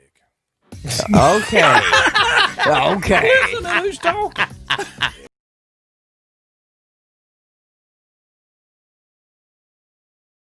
Give me 2 seconds to check something. I guarantee it's probably this guy's on the output got changed. Anyway, Terry, you want to kind of talk about maybe some of those that you know that you guys did miss while I set this Yeah, up? I can. Tom, you missed this first one. Utah wins at Colorado. Colorado had the lead, and then they just quit. Had the lead, and they got beat by 17. They quit, man. 38 to 21. Man, Colorado. I'll never pick Utah. Colorado again. There we I'm go. never picking Colorado. Did you hear that, JP? Yes. Okay, all right. Here we go. Now we go. Now I'm going to go to Thank bad goodness. kicks, and we can just laugh ourselves. Here we go. Let's try it again. Nope, can't hear it.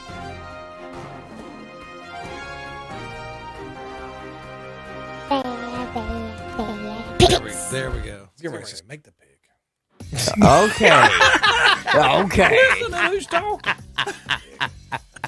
I have something worth listening to, unlike you, Terry. You just mumble incoherent. But when he said he had something to listen to, talking about making the pick, he was referring to you. So he just took you both out with that Hey, one listen.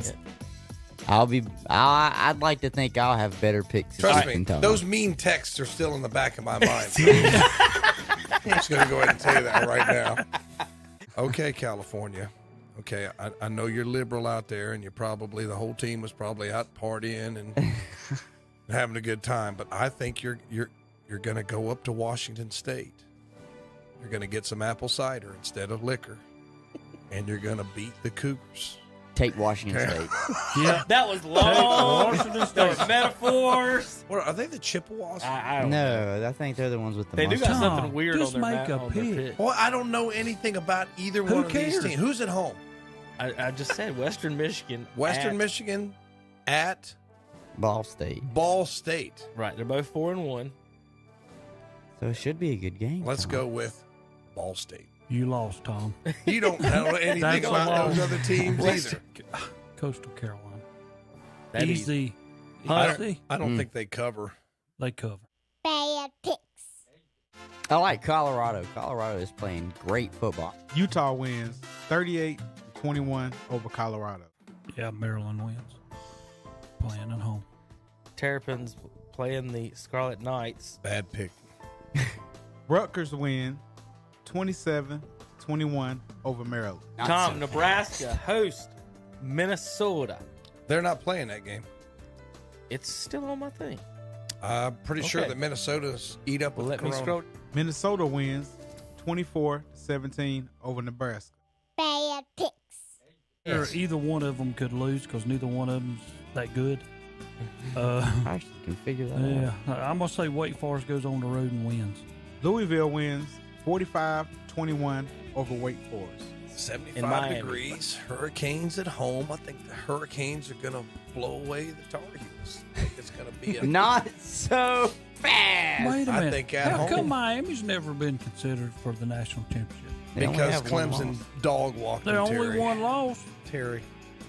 Do you pay attention to what Maybe happens they should be when up these there. teams If play? Clemson beats North Carolina wins 62-26 over Miami. Go Heels. Bad picks. They have a hard time with Georgia Southern. Mm-hmm. And you're playing at Georgia Southern. Appalachian comes back a loser. Yeah, I would have taken Georgia Southern too. Appalachian State wins 34-26 over Georgia Southern. I'm gonna say Florida, but yeah, I think Florida covers. Florida's dang good. LSU wins 37-34 over Florida. Bad picks. Oregon State does play well at home. I like Oregon State here in a mild upset. Stanford wins. I didn't make an analogy. Okay.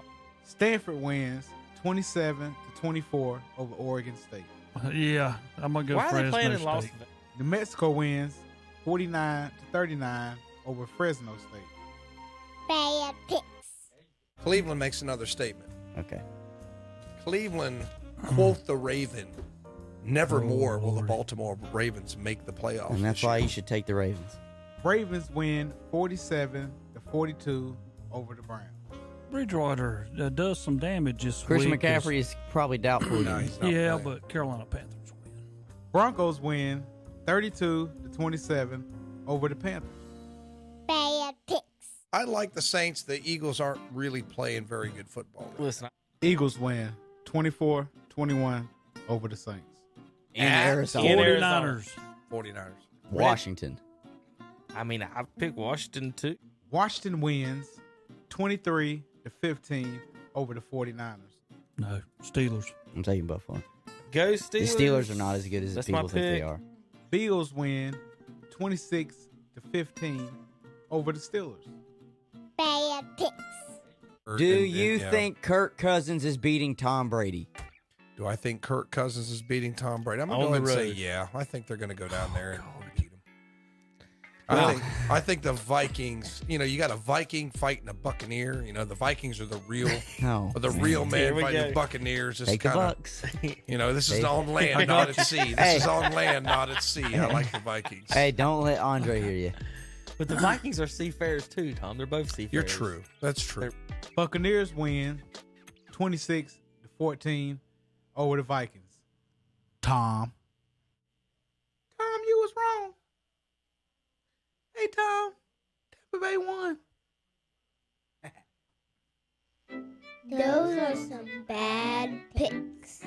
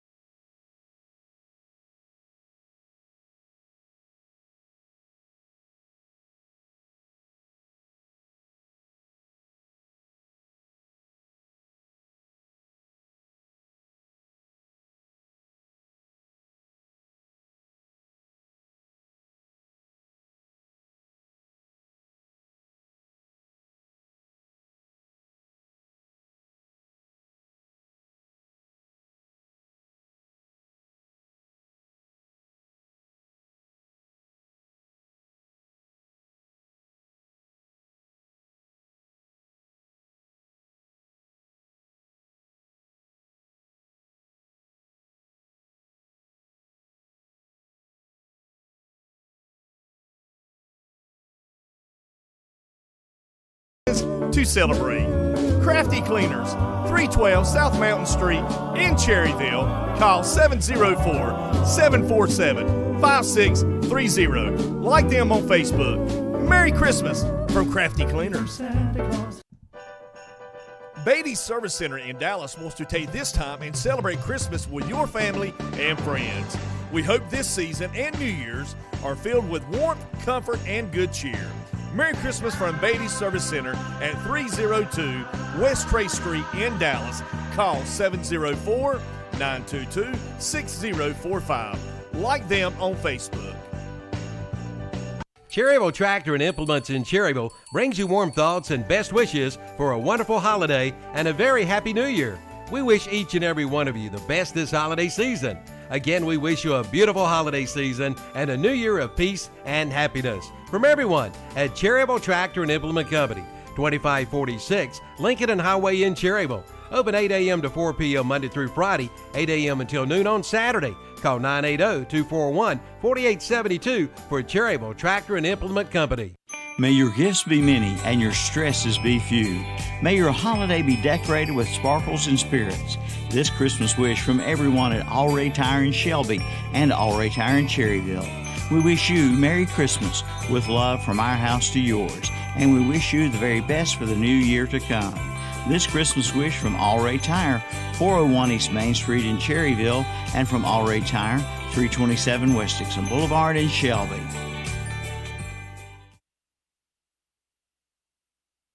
And we're back. Sorry, I was reading. There, JP. Yeah, it was. You got us in there? I'm a minute. You got us in there? Nope. Just thought I'd get a little dig at Chapel Hill basketball because Hunter's not here today. I watched the. You know what I love is the condensed games you can watch in like 20 minutes. I had a chance to watch a good bit of the state game too, but Carolina let Central. Now Central has won their tournament 3 straight years. Yeah, Central is not bad. They're not bad. They're not yeah. bad. And they gave Carolina all they could handle. And like I said, a 15-2 run. North Carolina just struggled. They didn't hit a 3-pointer. I love the guy's name, Playtech for Carolina. What a great name, Playtech. Came in and hit 2 threes. Well, that was 10 minutes left to go in the second half. until Carolina hit a 3-pointer. So they've got some issues. Now, they did what they were supposed to do is pound the ball low. And they had a size advantage, which that worked out. But I'm telling you, Carolina, if they can't hit a 3-point, Terry, I don't know how they're going to win a lot of games. They to me, and I should be saying this on account of State and Carolina play Tuesday, but I've seen both of them play, and neither one of them have a true person to go to that's going to take over the game at the end. Who is your guy that's going to take it over? And I have not seen that out of neither one of them the few games that I've seen them play. And I think that ends up bothering because, I mean, don't get me wrong, you got Brooks and you got, what's the other kid in the middle? I know who you're talking about, yeah. Well, anyway, but those two guys underneath, they're stout, but your plays don't go through them. It's got to be a point guard or a number 2 man who's going to take over the last play. Carolina's offense is designed for you. Here's how it works. It works. The offense works. It's a good, steady offense. It's easy to learn. It's easy to run. But the thing about it is that when are they successful? When they got one guy that does what you just said, go get buckets. Same thing in the NBA. You need a small forward shooting guard that can go get buckets. They win championships when they got a small forward shooting guard that can go get buckets, and they got a good point guard. You can have if they got a good point guard, the team will win 20 games. If they got both, they're going to win 30. That offense. What they're not usually going to do is have a losing season because the offense. Most teams aren't designed to stop 6'9" guys running layups every play. And most teams are shooting threes, and that offense is designed to feed the big man running the floor. It's what it is. It's run the floor with the big man, feed it, get layups and dunks. And without that 6'5", 6'6" guy that's going to get you the one-on-one, you're right. And then they don't, you need a 3-point shooter too. So, I don't know. I don't expect anything. See, that's big what from them. got me. I'm this just waiting for week. Coach K to shut it all down. Yeah, that's what got me this week with State taking that game at St. Louis. And then when we get there and they showing our starting lineup, and then they showing the guys out there, we was there without a center. I mean, Funderburk did not go. And then we was out there with our shooting guard, Hayes, which is a freshman, but he can shoot your mid-range to your long-range, whatever. He's just a shooter. Beverly had a decent game. Beverly had a decent game. But then when you sit back and then you don't have Brown, to me, it's going to be the true point guard for North Carolina State in the future. He's not there, and I'm like, my goodness, why are we even playing this game? Well, let me tell you something though. I will give State a little credit for that because I liked it when they stepped up to the plate. It's like if we go out there, we get beat. Yeah, we did. And I would like to see, and that's why, I know we're going to talk about college football. Is I would have really liked, and I'm probably in a very small minority of fans that would say this. I would have loved to see Ohio State and Texas A&M last weekend. Both of them had a bye. Yeah. But what the problem is in football, not so much in basketball with what State did, is everybody's worried about losing that money. Everybody's worried about losing that money. And I guarantee you, like right now, even though he'd never admit it, if Notre Dame beats Clemson and knocks them out, that's going to cost the ACC money. So that's what it comes down to. So that's why you try to make the case against other teams. But and I've been thinking about this a lot this week. If you don't want people to come after you, don't give them a leg to stand on. Yeah. And I think that if Ohio State goes down there and plays Texas A&M, say play a neutral site, let's play in Tennessee, Nashville, let's play there. But see, they won't do that because they're risking the money. You see what I mean? They're risking the money, and that's what really irks me, Terry. I just Tom, it's not the money's not the most important thing in college sports. If it wasn't, then Ohio State would have played Texas A&M. I want to ask you something, and this is for both of you. If Clemson beats the Fighting Irish and it's close, you're gonna let Fighting Irish stay in. Oh yeah, absolutely. No. If Clemson beats the Fighting Irish and it's a big margin, does Texas jump over? No. them? I think because Notre Dame is undefeated. And I don't think, you know what? If I could travel into Dabo Sweeney's mind, does he really want to blow out Notre Dame today? No. Why? Because the ACC gets money, not just Clinton. The ACC gets money because all of a sudden, whenever there's money involved, Notre Dame somehow shows up. They got their own television network. It's all about had it forever. Yeah, right. We know Notre Dame and money. We don't need to go down that road. But why would you, if you're Dabo Sweeney, why would you run up the score? They're better than Notre Dame. They're full strength. They're better than Notre Dame. They're going to beat – if they play Notre Dame 10 times, they're probably going to beat Notre Dame 7 or 8 times. If I'd see them again. I guarantee you they'll beat them again. But if you beat them 35-0, and knock them out, then guess what? Your conference just lost X million dollars. I don't even know what it is. So why would he do that? I'm just telling you, don't be surprised to see him take his foot off the gas. What's the quarterback for the Fighting Irish name? Oh, geez, if you had that's asked what me, no, yeah. here's your no, deal. but he's good. Yeah, but Book. Okay, And, but here's your problem with that. If I say Tyler Lawrence, everybody knows who he is. Yeah. Everybody knows where he's from. He's the number one. I He's have ain't no lost. idea who Tyler Lawrence You is. know, But Book is. I know who Trevor Lawrence. Trevor Lawrence. Yeah. Oh, give him a break. Yeah. You're But, always I mean, you and Hunter are the biggest jerks. The only reason you I and Hunter are did the biggest on that jerks about that. The only man. reason I did on that was because No. he said everyone knows who that person is. He It was could- funny in the context. He could have politely said funny in the Trevor. He context. could have politely said Trevor, but he didn't. Go on. But anyway, he's only He said lost one everyone game in his career. knows. But who's number 2? The guy from the Fighting Irish. Book. Yeah. Yeah, he's number 2 and wins. I've watched that kid play, and he's pretty good. I Well, mean, everyone knows he's Ozzie Canseco too. he's this guy. But I Kevin never says anything and wrong. I can't remember. I think it was Like Herb this Street. poll. I think that poll's beautiful. I think it was Herb Street that said you're gonna, or maybe one of them said you're gonna see the real Clemson this week, and I think you are. I mean, Yeah, I do too. me objectively speaking, I think it's Alabama and Clemson are the two best teams in the country when at full strength.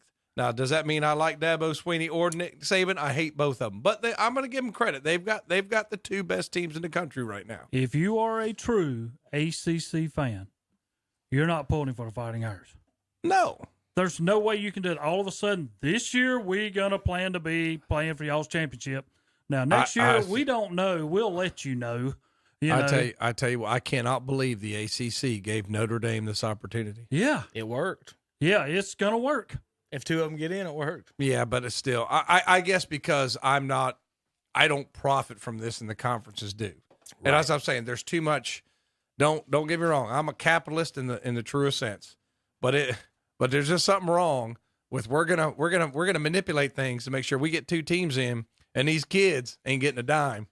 Oh yeah. So where the coach is getting $10 million. Talk about all that, Tom. So Yeah, there's that argument. I'm just of telling. course, and then something. That's why some of these bowl cities aren't even allowing them to come play. They're like, you're not coming to play an exhibition football game during this time. Yeah. Now let's go over. I want to go over some of the teams and their arguments to be in the championship. So if you're watching online real quick, I'm going to go over our stuff, my little thing real quick, and then we'll talk about the rankings and how the committee yours you're talking about sets people up and teams up a certain way.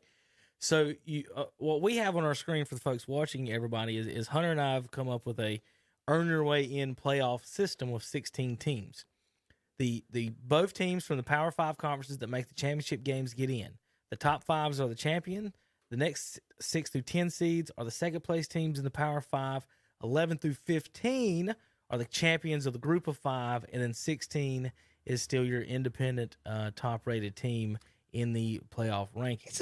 Isn't that derogatory? We're the Power 5. You're the group of 5. Right. So the last time there was a lawsuit about this, Utah was involved in the championship, and to fix it, the Pac-12 just invited Utah in, and the lawsuit was dropped. Yeah. So, App State, where's your lawyers? Lawyer up. And the rest of you, Coastal Carolina. But did we not have a third-place team win the Pac-12 last night? Yes. Yeah. That's what happened. Who got beat by California when I picked them against California? They got beat. See. So now, and actually, Terry, they jump up in to the 5 seed. Yeah. So Oregon, winning the conference title, would be the 5 seed in our playoffs. 1 Alabama, 2 Notre Dame, 3 Ohio State, 4 would be Iowa State. And there's some controversy with them right now. We're going to talk about that in a second. Oregon at 5. At 6 right now in our KTC playoffs would be the Clemson Tigers, hosting 11 Cincinnati. Great game. 7, the Gators of Florida would be hosting 10 USC. No game. Number 8, Oklahoma would be hosting number 9, Northwestern. That might be a good game. Number 4, Iowa State would be hosting San Jose State at 13. And the new champions, the UAB Blazers, would be going to Notre Dame in round 1, 2 versus 15. And Tom, your Buckeyes get Ball State in round 1 after they won 2 games in 5 days this week to capture the MAC. Let me tell you something. The UAB Blazers just came back in 2017. Yeah. That's amazing that they have done that. So you just got to tip your cap to UAB. I mean, I remember when they canceled that program. Mm-hmm. They just basically said we're broke, and then they brought it back. So, I mean, congratulations to them. And also Ball State, a lot of people thought Buffalo was going to, pretty much walk away with that. Now, Buffalo's got a pretty good quarterback, and they've got a pretty good offense. But I'll tell you, on defense, Terry, they looked a little shaky. They fumbled it a couple times, and that's how they got beat.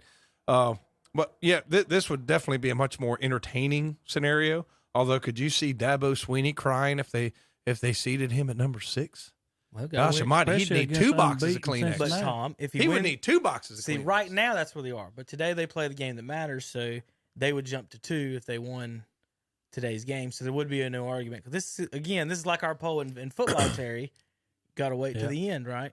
Because you actually don't know to whoever's the champion. This is just whoever's in that spot where they're currently. Right. I think a lot of people are the most intriguing matchup of the day outside of Clemson and Notre Dame is that Iowa State-Oklahoma game. Because, Terry, what I would say is, what if Iowa State goes and rolls Oklahoma today? Okay, they're number 6. That means they beat them twice. Okay, they beat them twice, Mm-hmm. and say Ohio State has a hard time with Northwestern. Are you going to put Ohio? Are you going to? I would jump Texas A&M with Iowa State because they are a conference champion and they beat a top 10 team. And Texas A&M didn't get a chance to play for a conference championship. And nobody's really talking about that. But I could see that if they do beat them and then Ohio State does have a hard time, there's a lot of pressure on Ohio State because not only do they have to win, Terry, if they're not convincing in their win today, the committee may put Iowa State or Texas A&M in there. You know what's wrong, though? When you look at this poll, and Kevin's got it how they designed it, but when I do not see Texas A&M even mentioned, they're not a conference champion. You have to call them. But they are probably the only team they lost to was number 1 Alabama. Okay, Terry. They got rolled. Oh, I know what you're saying. Yes, I understand right. this. And it's this simple. And again, college football people don't understand it. When you're arguing college football, you don't understand it because people like to argue, and they know, well, I know my team's better than your team. Well, then this week the Redskins beat the Steelers. Yeah. And we would have argued to our death that the Steelers are better than Washington. And then what happened? The Redskins win. And so the same thing with this is Texas A&M, they might be better, but, Terry, somebody from the NFC is going to make the playoffs this year. Somebody better than them. I was just about to say that. Not going to be in. So that's what this is. So let's skip over that and talk about some of the other things. Let's talk about the rankings and the controversies this week. State's ranked. How about that? Yeah, that's a big controversy. Look out. Alabama 1, Notre Dame 2 at 10-0 apiece. Clemson 9-1 lost to Notre Dame. Ohio State's 5-0. A&M at 7-1 is at 5. Iowa State at 8-2. Florida. How do they lose, Terry, to an unranked losing LSU team and drop 1 spot? Here's my in problem. The rankings. They dropped 1 spot. You know why they did, don't you? And Cincinnati dropped. And then Cincinnati again. dropped. And they are still unbeaten. So what they did, the reason they did it is if Florida wins the damn SEC championship, there's no way the SEC is going to say they're not in the playoffs. They're in, and then you pick A&M and Alabama, which Alabama beat them. Alabama's in. So you're talking about, should Dabo only barely win? Well, shouldn't Alabama lose to Florida? Nick Saban doesn't want to lose. Shouldn't they, though? That's asking too much. For the conference. Yeah, well, if Florida wins great that conference, that's why Florida didn't drop past that. That's why they didn't drop out of the top 10. These people would have an opportunity to say, well, now they're in because that's the SEC champion, and Alabama is in the 4th spot. I know the argument's going to be that I don't think Pitt's play. Did Pitts leave that game or didn't play at LSU? I know he had. I can't remember whether he played a little bit. My deal is there's no way you could even think of Florida after you lost to LSU. Yeah, but Pitts wasn't playing defense, and plus the young one guy makes up for 10 others. The young man, Terry. If they beat Alabama, it's going to be this. You ready? 1 the ACC champ, 2 Ohio State, 3 Florida, 4 Alabama. Well, I'm going to tell you right now, I don't know what the spread is. That's it. The spread has to be 20. If they win the SEC championship, Florida will not win that game. But Alabama anyway, should be favored by 20-some. Anyway, a daggum shoe throwing incident, which is probably one of the craziest thing I've seen. But I lost respect for their program, they leave that young man in the game. They leave that young man in the game after he basically threw away, no pun intended, a real chance to get in the college football playoff. Except, Kevin's scenario, they still get in. But how are you going to keep that young man in the game? I'm telling you, I mean, I don't want to be judged by the actions that I partook of when I was 22 years old. But at the same time, Terry, that's on national television. That game's over. You got a kid who rips off a shoe and throws it, and that costs him the game. You have got to send that young man and the rest of your team a message. He remained in the game. Yeah. Terry, Iowa State is at 6. Didn't Louisiana beat Iowa State? They sure did. Sure did. Now, yes, with the answer to that, didn't Coastal Carolina beat Louisiana? Yes.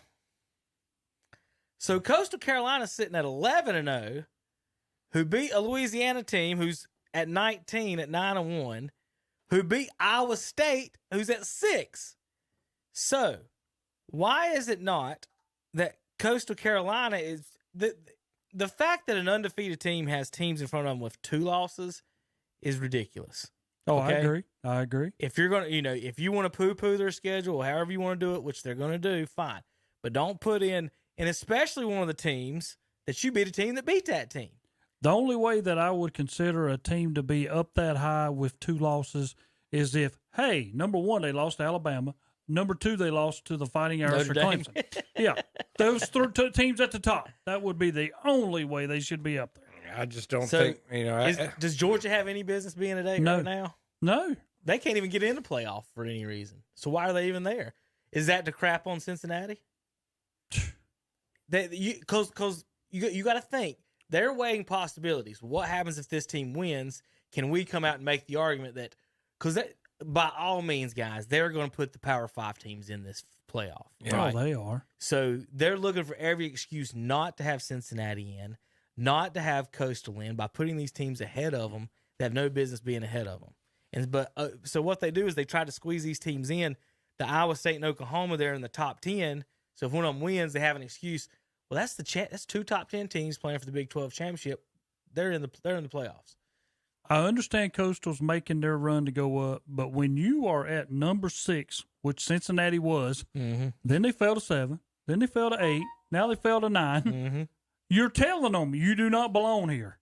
Yeah, I mean, I don't understand what else they can do because they keep falling every week and still unbeaten. Cut the season a little shorter and expand the playoff and solve the problem. That's all they got to do. They won't do it. They won't do it because the teams on top benefit from it, so they won't do it. I would love to see – I don't know if I'd exactly 100% agree with what Kevin comes up with, but I would like to see expanded at least to 8.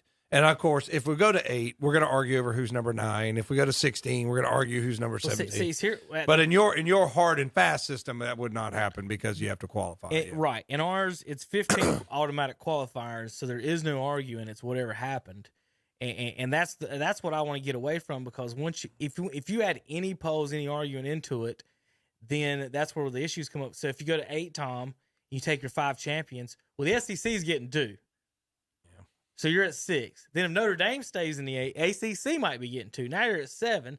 Then you're still crapping on these other conferences, and you're going to be like, well, Oklahoma is the committee going to put Oklahoma or Cincinnati in? Yeah, that's the question you're going to have. That's not even a thought. Are we going to put Oklahoma in or Cincinnati in at this spot? They're right there beside each other. Oklahoma gets the 8 spot. That's how it's going to go at 8. So I don't think until if you get up to 16, then that even if it's not the automatic qualifiers for I guess you guys don't like the second place teams getting the automatic qualifier. Okay, what if you did this rule even in basketball? How about this in basketball too and football? Especially in basketball in the tournament, I was thinking about this, and we can work it out. The regular season champion gets in automatically, like it used to, Terry. Okay, why does that team even have to play the ACC tournament? How about they just get a bye through the ACC tournament?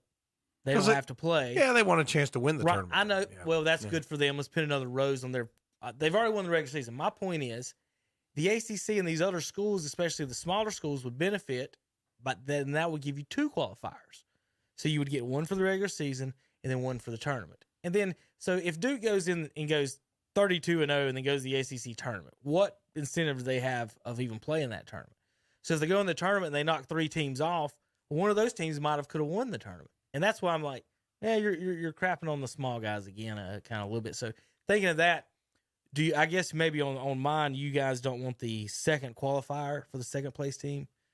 I mean, you'd rather vote on that? I'd rather have that. Because you won't Texas A&M in there. Because, I mean, when I look at things and I think of season-long things, you can be elite, but they might be a team here who, with new players, new coach, new everything, learning everything different, and they might have got better at the end of the season. Right. So I think you take your first-place team and say you're automatically in, and your second-place team has to be in, because that second-place team might have been a team who's just started coming around like halfway through the season, started getting better. So I think you got to do that. I mean, all right. So this will be let's do our picks, and we're gonna since there's only 2 of you, I'm not gonna do every game probably. I don't even know how full the schedule is. There's probably not that many people playing. It's championship weekend, isn't it? Yeah. All right, we'll just do them all. Then there's only like 15, 10 maybe tops. All right. First up, Terry.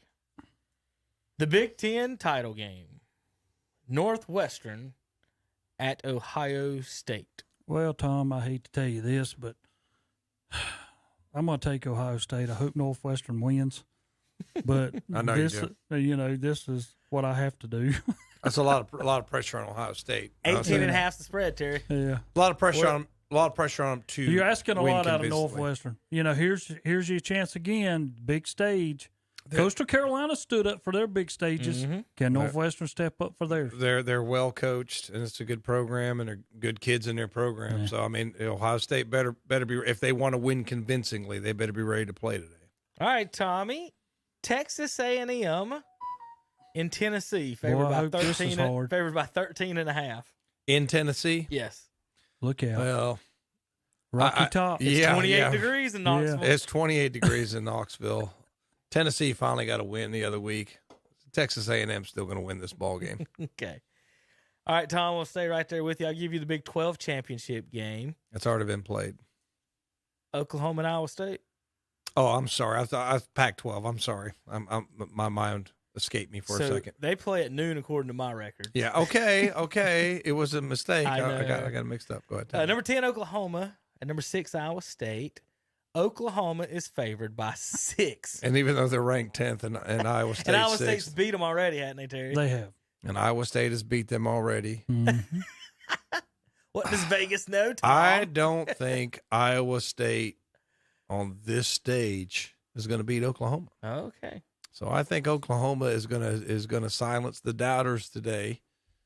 And the Stoops kid, who's Bob Stoops kid, he's going to catch a touchdown pass today. Terry, Washington State at Utah, Pac-12 action. Utah wins. They're favored by 10.5. Yes. Don't write Utah under Tom. Oh, that's you? Okay, you got it under you. So you can't even read, Tom. Make sure. That handwriting is terrible. I think this is where we went to school and understanding what we wrote down. So Tommy, how about another battle of the armed forces? Air Force fights the Army. Oh, Army's had a good season. What's Air Force's record? What do they have it up there? 3-2. Army's 8-2. At West Point, New York, right now, it is 17 degrees. Oh, they're playing in New York? Mm-hmm. Well, see, Colorado play. Air Force plays out in Colorado, so they're used to it, so that's not really going to matter. But I like Army. They've got their program going in the right direction. I had you down, Tom. I'm interested if Space Force is going to have a football program. Did you see they came out with their names yesterday? What was it? You got soldiers or Marine. You got sailors, Guardians. I like it. You do. It's actually a callback to one of the original Air Force squadrons was the air something Guardians, and that's what they're kind of leaning on. Of course, the internet made fun of them for Guardians of the Galaxy, so there you go with that one. And the logo kind of looks like Star Trek logo. Jay, you know what the Star Trek logo looks like? Not really. I'm pretty sure Space Force isn't going to be funded in the next budget, but anyway. Ole Miss. Well, you might not have to. I mean, if the aliens are here, Tom, it's got to be funded. Ole Miss at LSU, Terry. Well, Ole Miss brings LSU back down to where they need to be, and Ole Miss defeats LSU.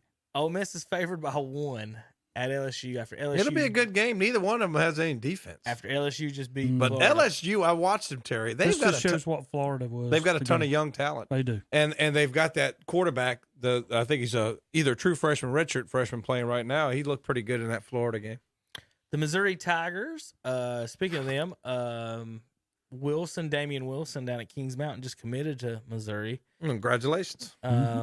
Dorian Starnes, Virginia Military Academy, right? Yep, he sure did. Congratulations to Dorian. And I want to say Sweezy committed as well. Okay. Trying to remember what school. I have to look it up, but I'll look it up there. I'm sure it's on the website. I want to say something about that picking. You know what I'm saying?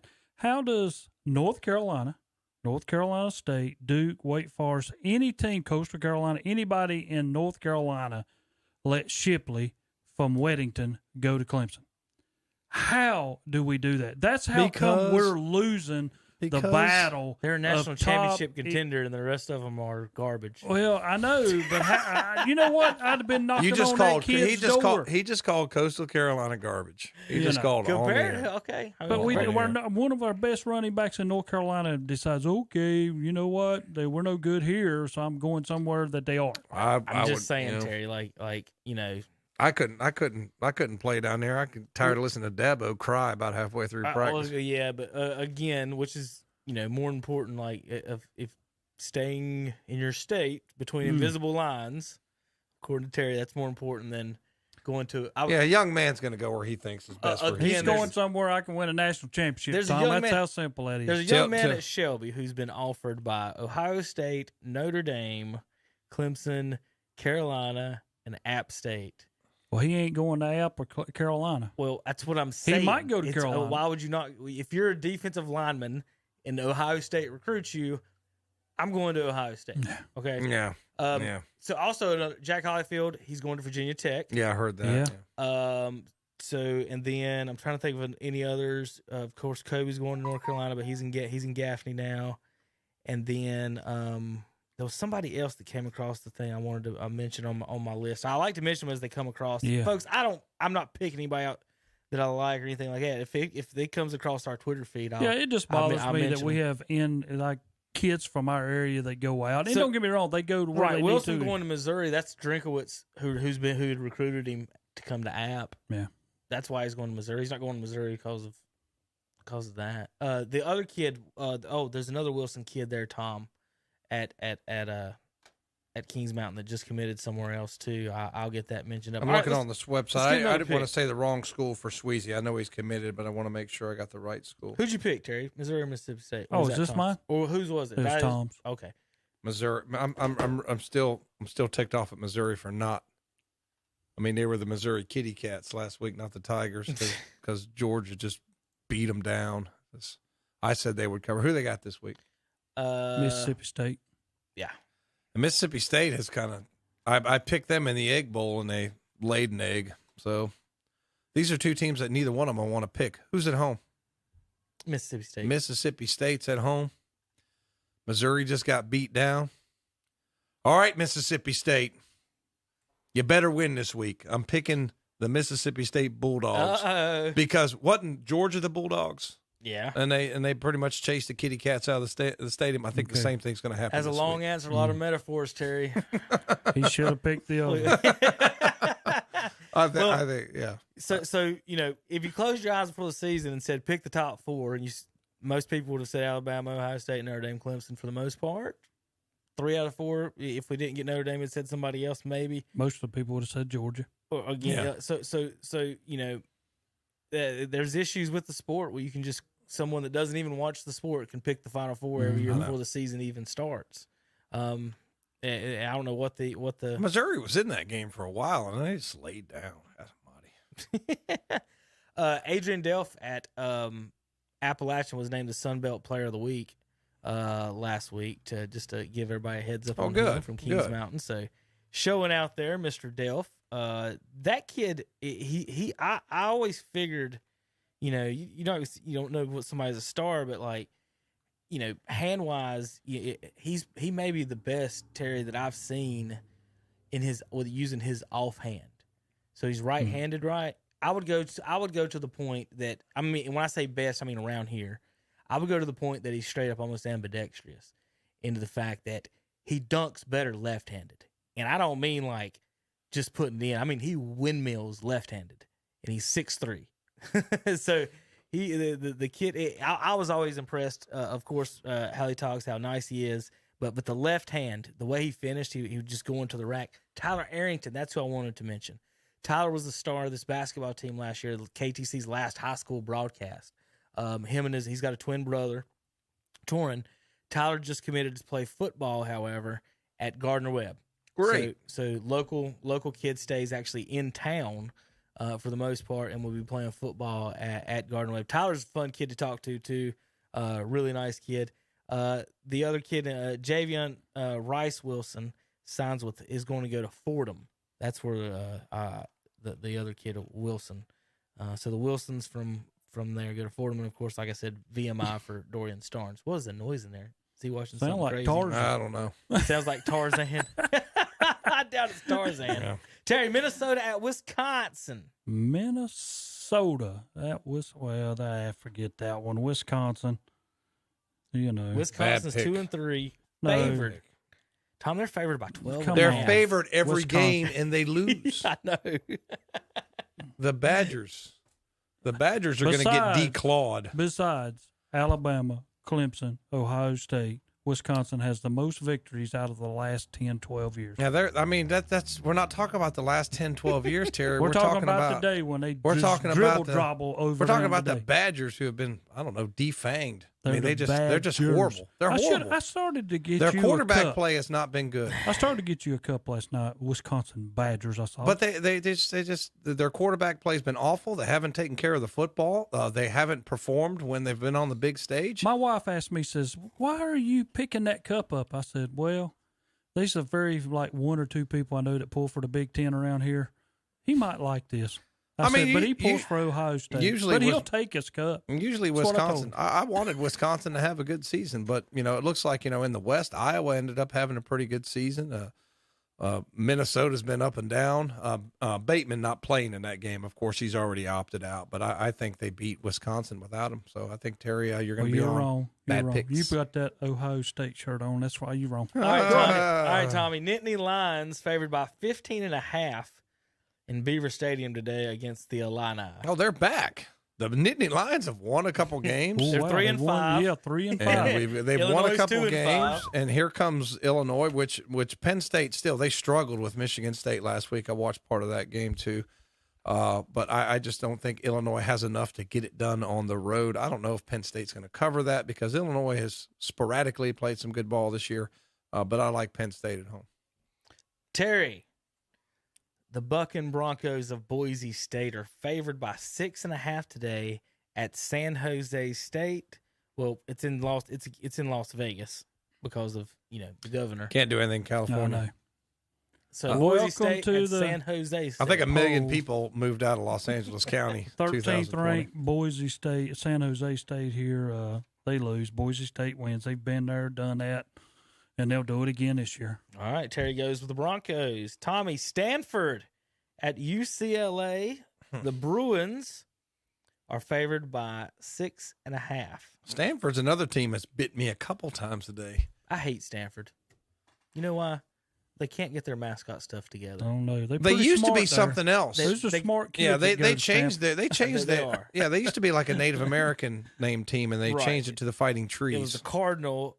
There's a Stanford Cardinal, but it's not a cardinal as in the bird. It's as in the color. Whatever. And then their mascot is a goofy-looking tree. I don't get it. I just I've watched UCLA a little bit on the late games, and they're a little up and down, and so these games are hard to pick. Where's the game being played? It's not being played in California. The Rose Bowl, Pasadena. They are going to let them play. I thought nobody was allowed to play in California. What it says Rose Bowl. Is that normal? No, that's maybe Pasadena. It's certain counties. I think. Certain counties. Okay. I think those were counties. Santa Clara County was the main. I think that's where San Francisco's at. I think the baby bears chopped down the tree. Let's give this to. Isn't that a Bruin? Isn't that a baby bear? It's some. I don't know. Is it a baby? I know it's a bear. Is it a baby bear? I don't know what it is, but they get the win today. We get ready to go off the air here in a minute. You gonna make a pick?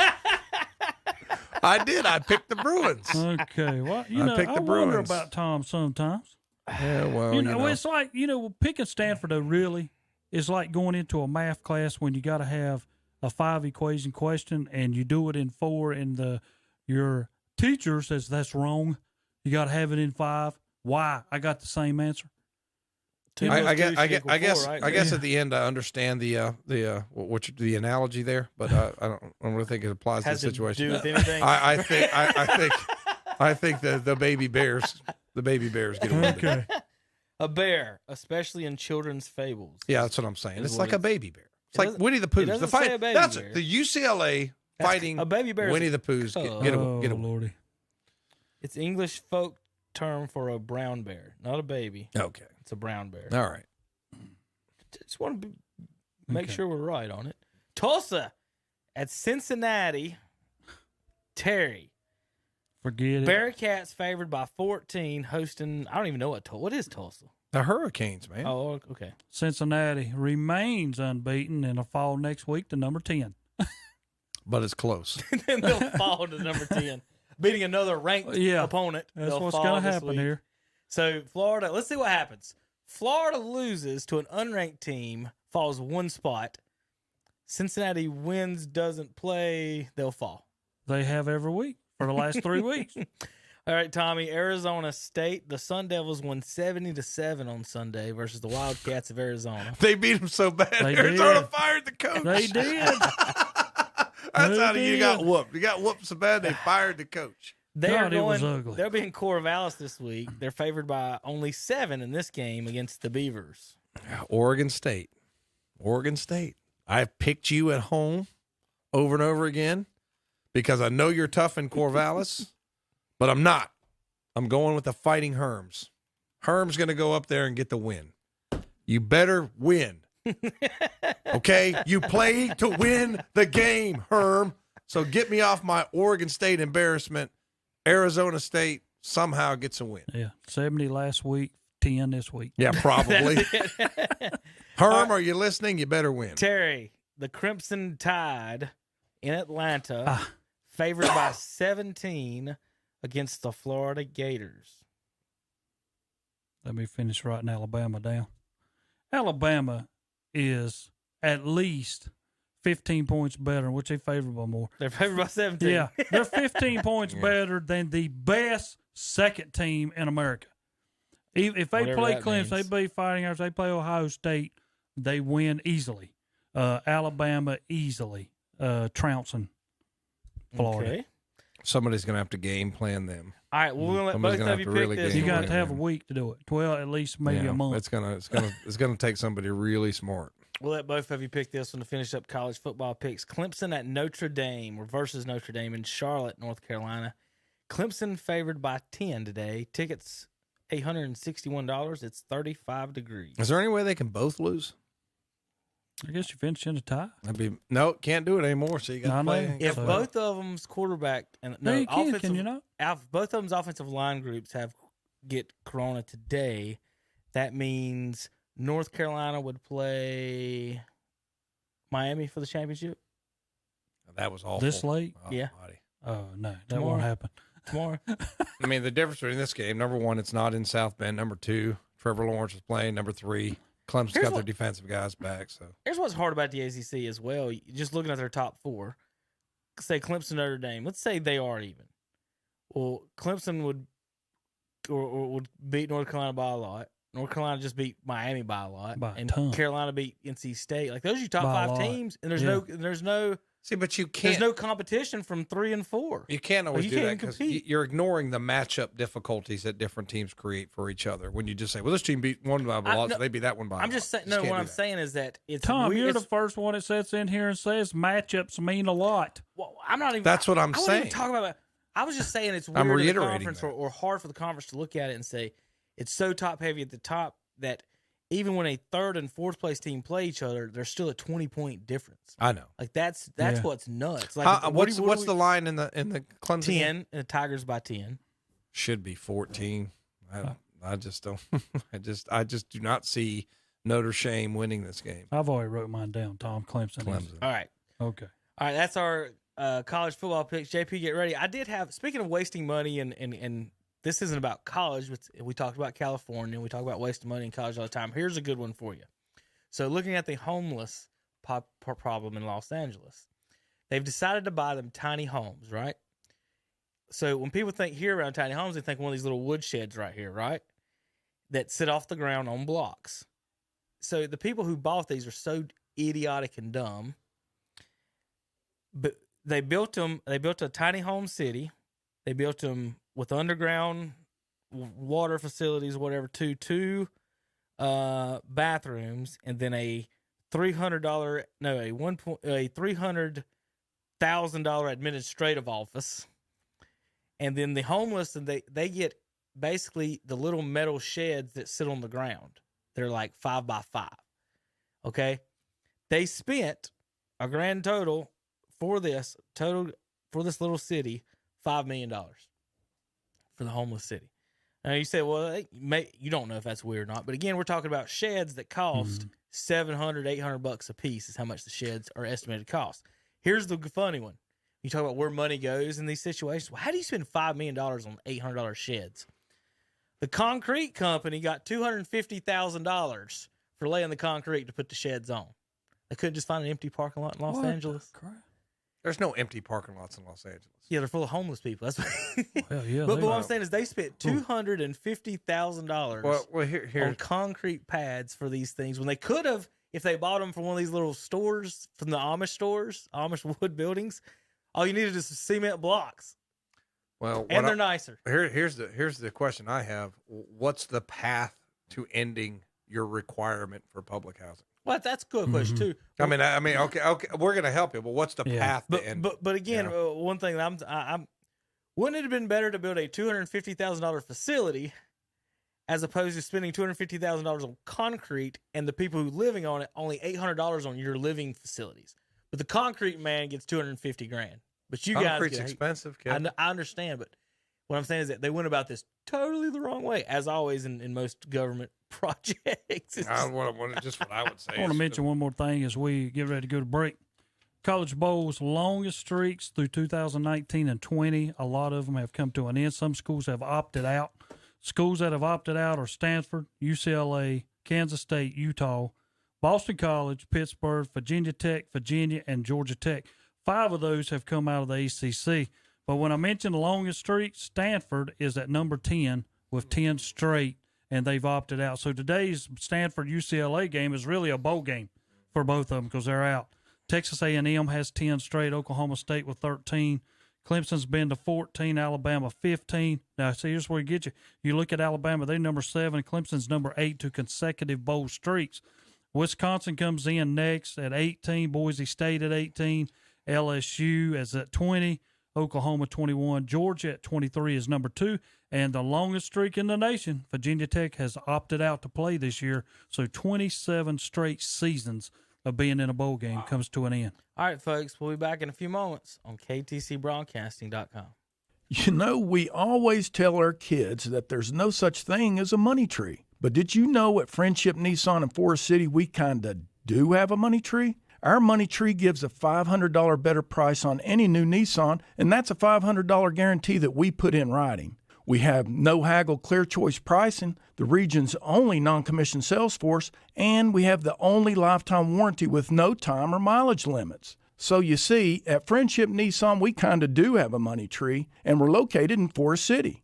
Thanks for help bringing the economy back, one local purchase at a time. Kind of uplifts you and you feel better. It's the greatest comeback of all time. Shop local with whatsupshopper.com, Carolina Country, and The Boss. Hi, I'm Marcella Conley with Rockin' Realty in beautiful downtown Cherryville, and I find forever homes. So if you're ready to find your own forever home, even if you have to sell your current house, give me a call, 704-530-4596. And let's get started today. That's Marcella Conley at Rockin' Realty, 704-530-4596. Have a blessed day.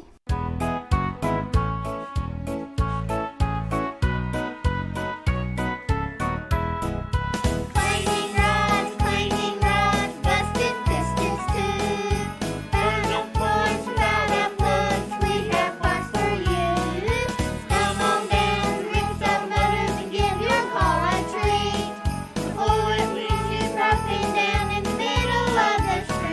Merry Christmas from Rick's Automotive, serving Cherryville for over 41 years. Allen's Mobile Home and RV Supplies in Gastonia wishes you a very Merry Christmas. May your happiness be extra large this holiday season. We wish you nothing but the best, and may your holiday sparkle with joy and laughter. May the true spirit of Christmas shine in your heart and light your path. Again, Merry Christmas from everyone at Allen's Mobile Home and RV Supply, 1626 North Chester Street in Gastonia. Online at allensmobilehomeandrvsupplies.com. Call 704-852-4090. And we're back on Saturday Morning Sports Talk with Kevin, Terry, and Tom. Okay, let me get something real quick. One, Friendship Chrysler Jeep Dodge Ram. Thanks for sponsoring us. They're at 190 Oak Street Extension in Forest City, North Carolina, 828-919-3001. And Friendship Nissan, 156 Oak Street Extension in Forest City, North Carolina, 828-245-1661. And want to do a quick congratulations to the Burns High School girls yesterday for a win over your West Lincoln Rebels, Terry. 42-34.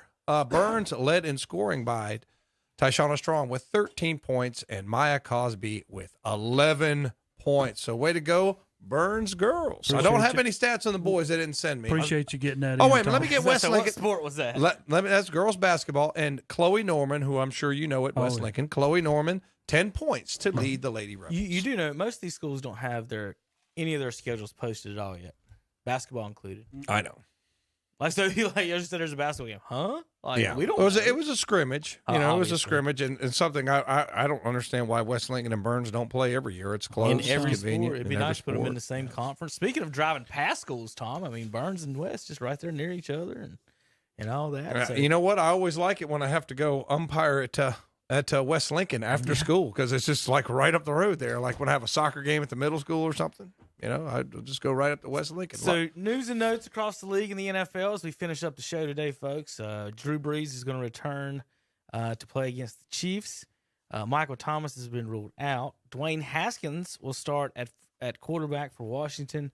Let's see. Daniel Jones is uncertain to play against the Browns and more as we finish up the season. We're in week 15, 3 games left. Alex Smith is not playing tomorrow neither. That's what I just said, Terry. Yeah. Well, I was kind of like in other thoughts of Tom pounding me over here. That was part of the whole Dwayne Haskins is going to start for Washington there, Terry. He's in a rare mood today, isn't he? He's in the Christmas spirit, giving both of us a hard time. I am, I guess. He's So, had more opportunity to do it because Hunter's not been here to kind of filter him out a little bit. So Taylor, I know there's less for me to talk about. So one of the questions, you talk all these quarterbacks and stuff, and this is my thing, and this leads into the Drew Brees thing as well. Eagles beat the Saints this week with rookie Jalen Hurts stepping in. Everybody's like, oh, he played awesome. Oh, they won. They scored 24 points. That's average, right? He didn't come in. He didn't drop 35. And you know what he's doing, 40. Though? Look, he's doing the same thing he did for Oklahoma. He's tucking the ball and running every play. I mean, he's doing the same thing. He's able to do it at the higher level. I was impressed. So the Saints with Taysom Hill, they averaged 24 points a game. Without Taysom Hill, when Brees is in there, they averaged about 31 points a game. Yep. So that's what, when you look at them, yes, their they first win loss games. Without Brees. Right, it is. And one of the main reasons, they got a top 5 defense. They really do. So they play Kansas City today, and then in 5 days on Thursday, they play Minnesota. Or, I think that's right. Or tomorrow. They might play tomorrow, Brees. But they play Minnesota in 5 days, and then they finish their season. If they want that number 1 seed, here's the thing.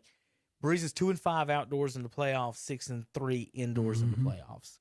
So if they want that home field advantage, the question is, do you go ahead and play him now against the Chiefs, or do you take the loss of Taysom Hill probably, and then let him rest for 4 more days, and then make sure you win those next 2? But if you do that, you're risking the number 1 seed. Yeah. But if he plays, but then Terry, you could have double jeopardy against the Chiefs. Not only could you lose against the Chiefs anyway, and it don't matter, but then what if he hurts them ribs some more? And that's the thing. To me, every day that you allow to heal with the ribs, to me, would be better. The odds of winning, what's the odds of them beating the Chiefs this week anyway, right now? Without Michael Thomas as well. I'd say 40%. Okay. Yeah. So I mean, to me, because their defense. I would almost say, Breeze, you just stay at home, don't get Corona, and watch Vikings tape for 5 days or 4 days or whatever it is, and then we'll just do whatever we do here. They're doing anything and everything not to play Jameis Winston.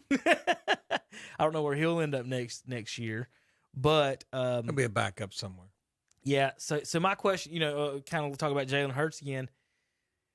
When your defense, when you score 24 and your defense gives up 17, that's on the defense having a good game and giving up 17. That's not necessarily the quarterback won the game. And a lot of times in the NFL where we talk about wins and losses based on, hey, the quarterback played good. Well, they won. They hit 10-3 or something like that. Or Romo played bad, or Baker played bad. It's Baker's fault or Romo's fault when they score 40 points and lose. It's kind of funny. Maybe the defense might want to play stop them one time. It's kind of funny that in breaking down that Cleveland game, they were horrible against the run. Mayfield threw one bad pass, and it was intercepted in the red zone. And of course, they just went in and scored the next play. But if anybody asks me, okay, so say he throws the pick at midfield, well, then they're going to run 4 plays and score a touchdown. Because they went. So I mean, it's just one of those things. Lamar came out of the locker room. Yeah. And when they showed the replay, Tom, the two guys on the right side ran into each other and fell down, and the two guys on the left side guarded the wrong guy and slipped trying to find the right guy. So 4 DBs went the wrong way or didn't cover anybody on that play. I guess they felt they just didn't have anybody who was capable of spying Lamar Jackson. Because they didn't do it, did they, Terry? I mean, and watching that game, I just don't remember somebody spying Lamar Jackson. And usually you do it with a safety or an athletic guy, like one of your nickels or somebody that's at least slow him down so you can get help. He missed out practice. He ran wild on him. And he has done that to Cleveland repeatedly. So you know what they want to do. So you've got to come up with something to stop it. And you haven't come up with something to stop it. So that game, and you're right, Kevin, everybody wants to blame everything on the quarterback. It's like he throws for 350 yards, X number of touchdowns. He played the best that I've seen him play ever since I've been watching. Baker threw a pick. I mean, yeah, he threw 1 pick in 5 games. Get off his case, You know who you need to get on the defensive coordinator because everybody's not going to drop back and pass every game. That's not the way the Ravens play. How about 4th and whatever it is? Don't give up a 40-yard touchdown. God almighty. Like, that's the thing. Even if they got 10 yards there and got the first down, you still give up a 40-yard touchdown. And on that's the stupidest thing. And what I would have done to say, look, they got the best kicker in football, Tucker. They got the best kicker in football, and they have just gone up and down the field on you all day. So when you score that touchdown, this is what you do. You go for 2. Why are you going to put more pressure on them if you go ahead? Well, what if you go behind? Well, you had all 3 timeouts. If they're ahead, what do all teams do ahead? We're going to run it up the middle 3 plays. Now, granted, they might not have been able to stop them, but at least they could have called timeout every play and at least had maybe a half a shot. But you tie the game. There's no pressure on Baltimore. Hey, if we don't get the field goal, we're going to go to overtime. We've been running the ball on them like crazy. So I don't really understand the calculus that went into the end of that football game. I just don't really understand. I think Cleveland got out coached a little bit, not on offense, but on defense, that you had no answer for anything they did. And then there's the strategy. I'm going for 2. I'm going to try to go up 1 point and say, look, now you have to hit that field goal, Tucker. Now you have to make that drive. So, I just don't understand what happened. But everybody's saying it was the best game, blah, blah, blah. Well, if your team wins, it is. If your team didn't win, it's not. True. So we'll see what adjustments they make. You thought maybe the best game Baker played. I tell you what I was impressed with was his escapability. Moving around out of the pocket when he needed to. The line didn't do too many favors for him.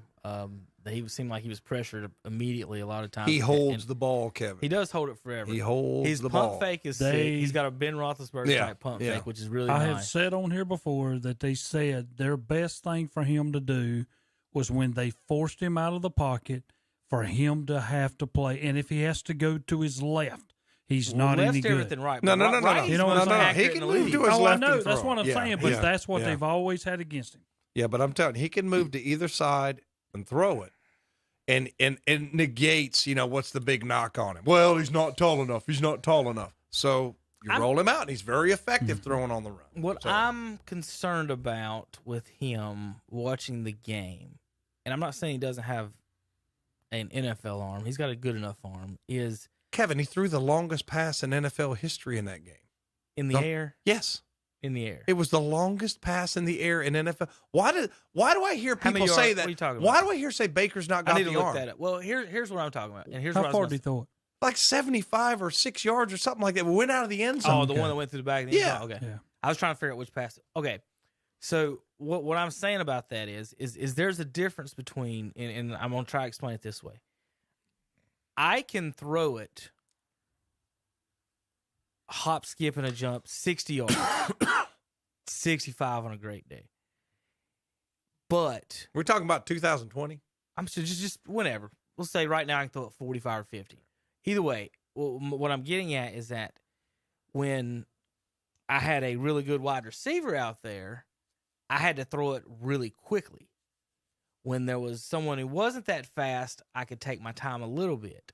The fact that he does hold on to the ball, a lot of his misses, I don't know if you noticed, when he throws it deep or anything past 15 yards up the sideline, he'll miss a lot of them by like 10 feet out of bounds or 10 feet left or just really high. Sometimes he's trying to throw it too hard. I would say that was, yeah. What I'm sometimes saying trying to from throw it too experience in that, to me, throwing the ball in that, is that his receivers have outrun his arm at the timing of when he's letting it go. You see what I'm saying? Like it's almost like, so to me, if I had a guy out there really fast, I had to take three. If we're going to run a fly route, I can only take 3 steps on a certain guy. If I go any more, I'm going to be behind him. But what that leads to sometimes when you do throw it early is that if he misses a step or if he gets jammed or something happens, he has to take a step left or whatever it is that you get mistimed on that.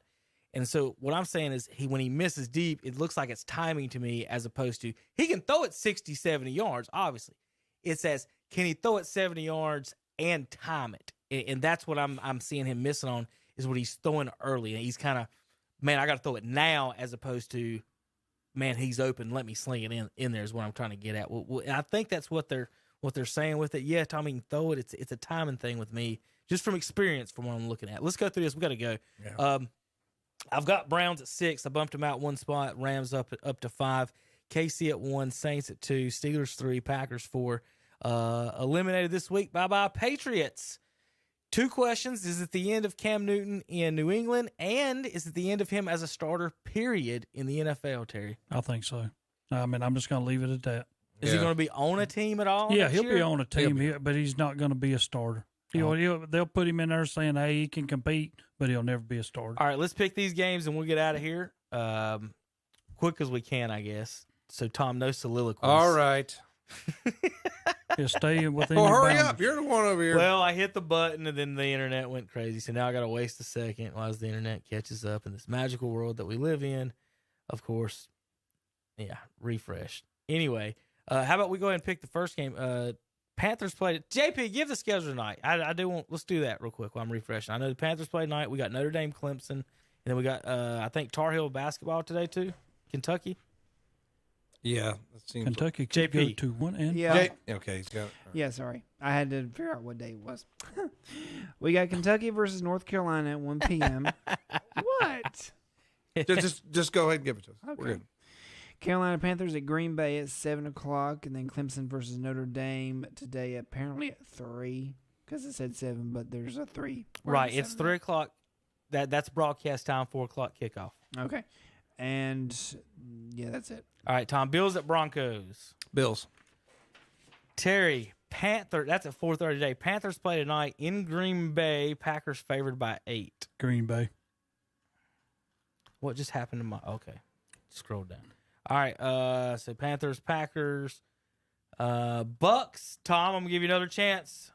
At Falcons. Falcons are not favored. Bucks favored by 6.5. Bucks favored by 6.5. They lose. Falcons. Bucks lose. Tom, Andre got another message for you on next Saturday's show. Terry, Lions in Tennessee. Titans favored by 10. Tennessee. Tommy, 49ers at Cowboys. 49ers favored by 3 in Dallas. 49ers. They're fighting for playoffs. Terry, Texans at Colts. Phillip Rivers favored by 7.5 at home. Colts. All right, Tommy. The New England Patriots. is their season ended today tomorrow by the Miami Dolphins in Miami. Dolphins favored by 3. I need the Patriots to win, so they'll win. Okay. Terry, Chicago Bears at Minnesota Vikings. Vikings favored by 3. Minnesota. You like those accent impersonations, Tom? That's Did I was get great. either one of them? Oh, geez, yeah. Was I close? Oh, geez. Seahawks and Washington. Tommy. Where's the game? Washington. Seahawks. They're going to win anyway. They're going to bounce. They're going to bounce them right out. Well, without a starting quarterback, probably. Yeah. Yeah, Haskins is playing today. Terry, Jaguars are in Baltimore. Does Baltimore cover? Favored by 13. Baltimore. Tommy, Jets in L.A. The Rams are favored by 17. Do they cover? Yes. The Jets are going to be making some business decisions, the ones that are good enough to play on other teams. All right, big playoff implications. Eagles at Cardinals, Terry. Cardinals. So Kyler beats Jalen. Tommy, the big game tomorrow. Chiefs at Saints in the Dome. Chiefs favored by 3. The over-under is, how is this even the over-under? They know more than we do, Terry, if this is the over-under. 52. Lower score. Vegas thinks it's going to be a little bit lower score, and I'm going with New Orleans and their defense and the home field advantage. So 27-23 says Tommy. Browns and New York Giants, Terry. Brownies favored by 6. Do they get their 10th win of the season on the big stage in New York? They do. There you go, Tom. Browns win. Oh, man. 10 wins. Going to end the drought. How does it feel? Is your blood starting to warm 2 up? wins against teams with 500. That's right. That's right. The Giants are below 500. You'll beat them. Yeah. Well, beat Tennessee, beat the Colts. Terry, you want to break down the Cowboys wins? I mean, how many you got? 2? Terry, you got a minute. You want to break down the Cowboys wins? Go ahead. Steelers at Bengals, Terry. Mine? Yeah. Oh, Man, Steelers. Oh, I thought I just asked Tom. I did Sorry. Pick the Bengals last time. All right, guys. Well, that's been a good show today. Tom wouldn't take my LaMelo Ball for a Coro trade. I don't know why. According to all the kids, Because of his daddy. This kid's the greatest thing ever. Put the Hall of Fame jacket on LaMelo right now. He's averaging 10 points, Terry, a game for the Charlotte Hornets. Lead us to the promised land, LaMelo. We'll see you guys next week. KTCBroadcasting.com. Seed of a chosen breed, you don't see too many like me. Cause I am one of the reasons you do what you do when you want to be me instead of you. Cause I am.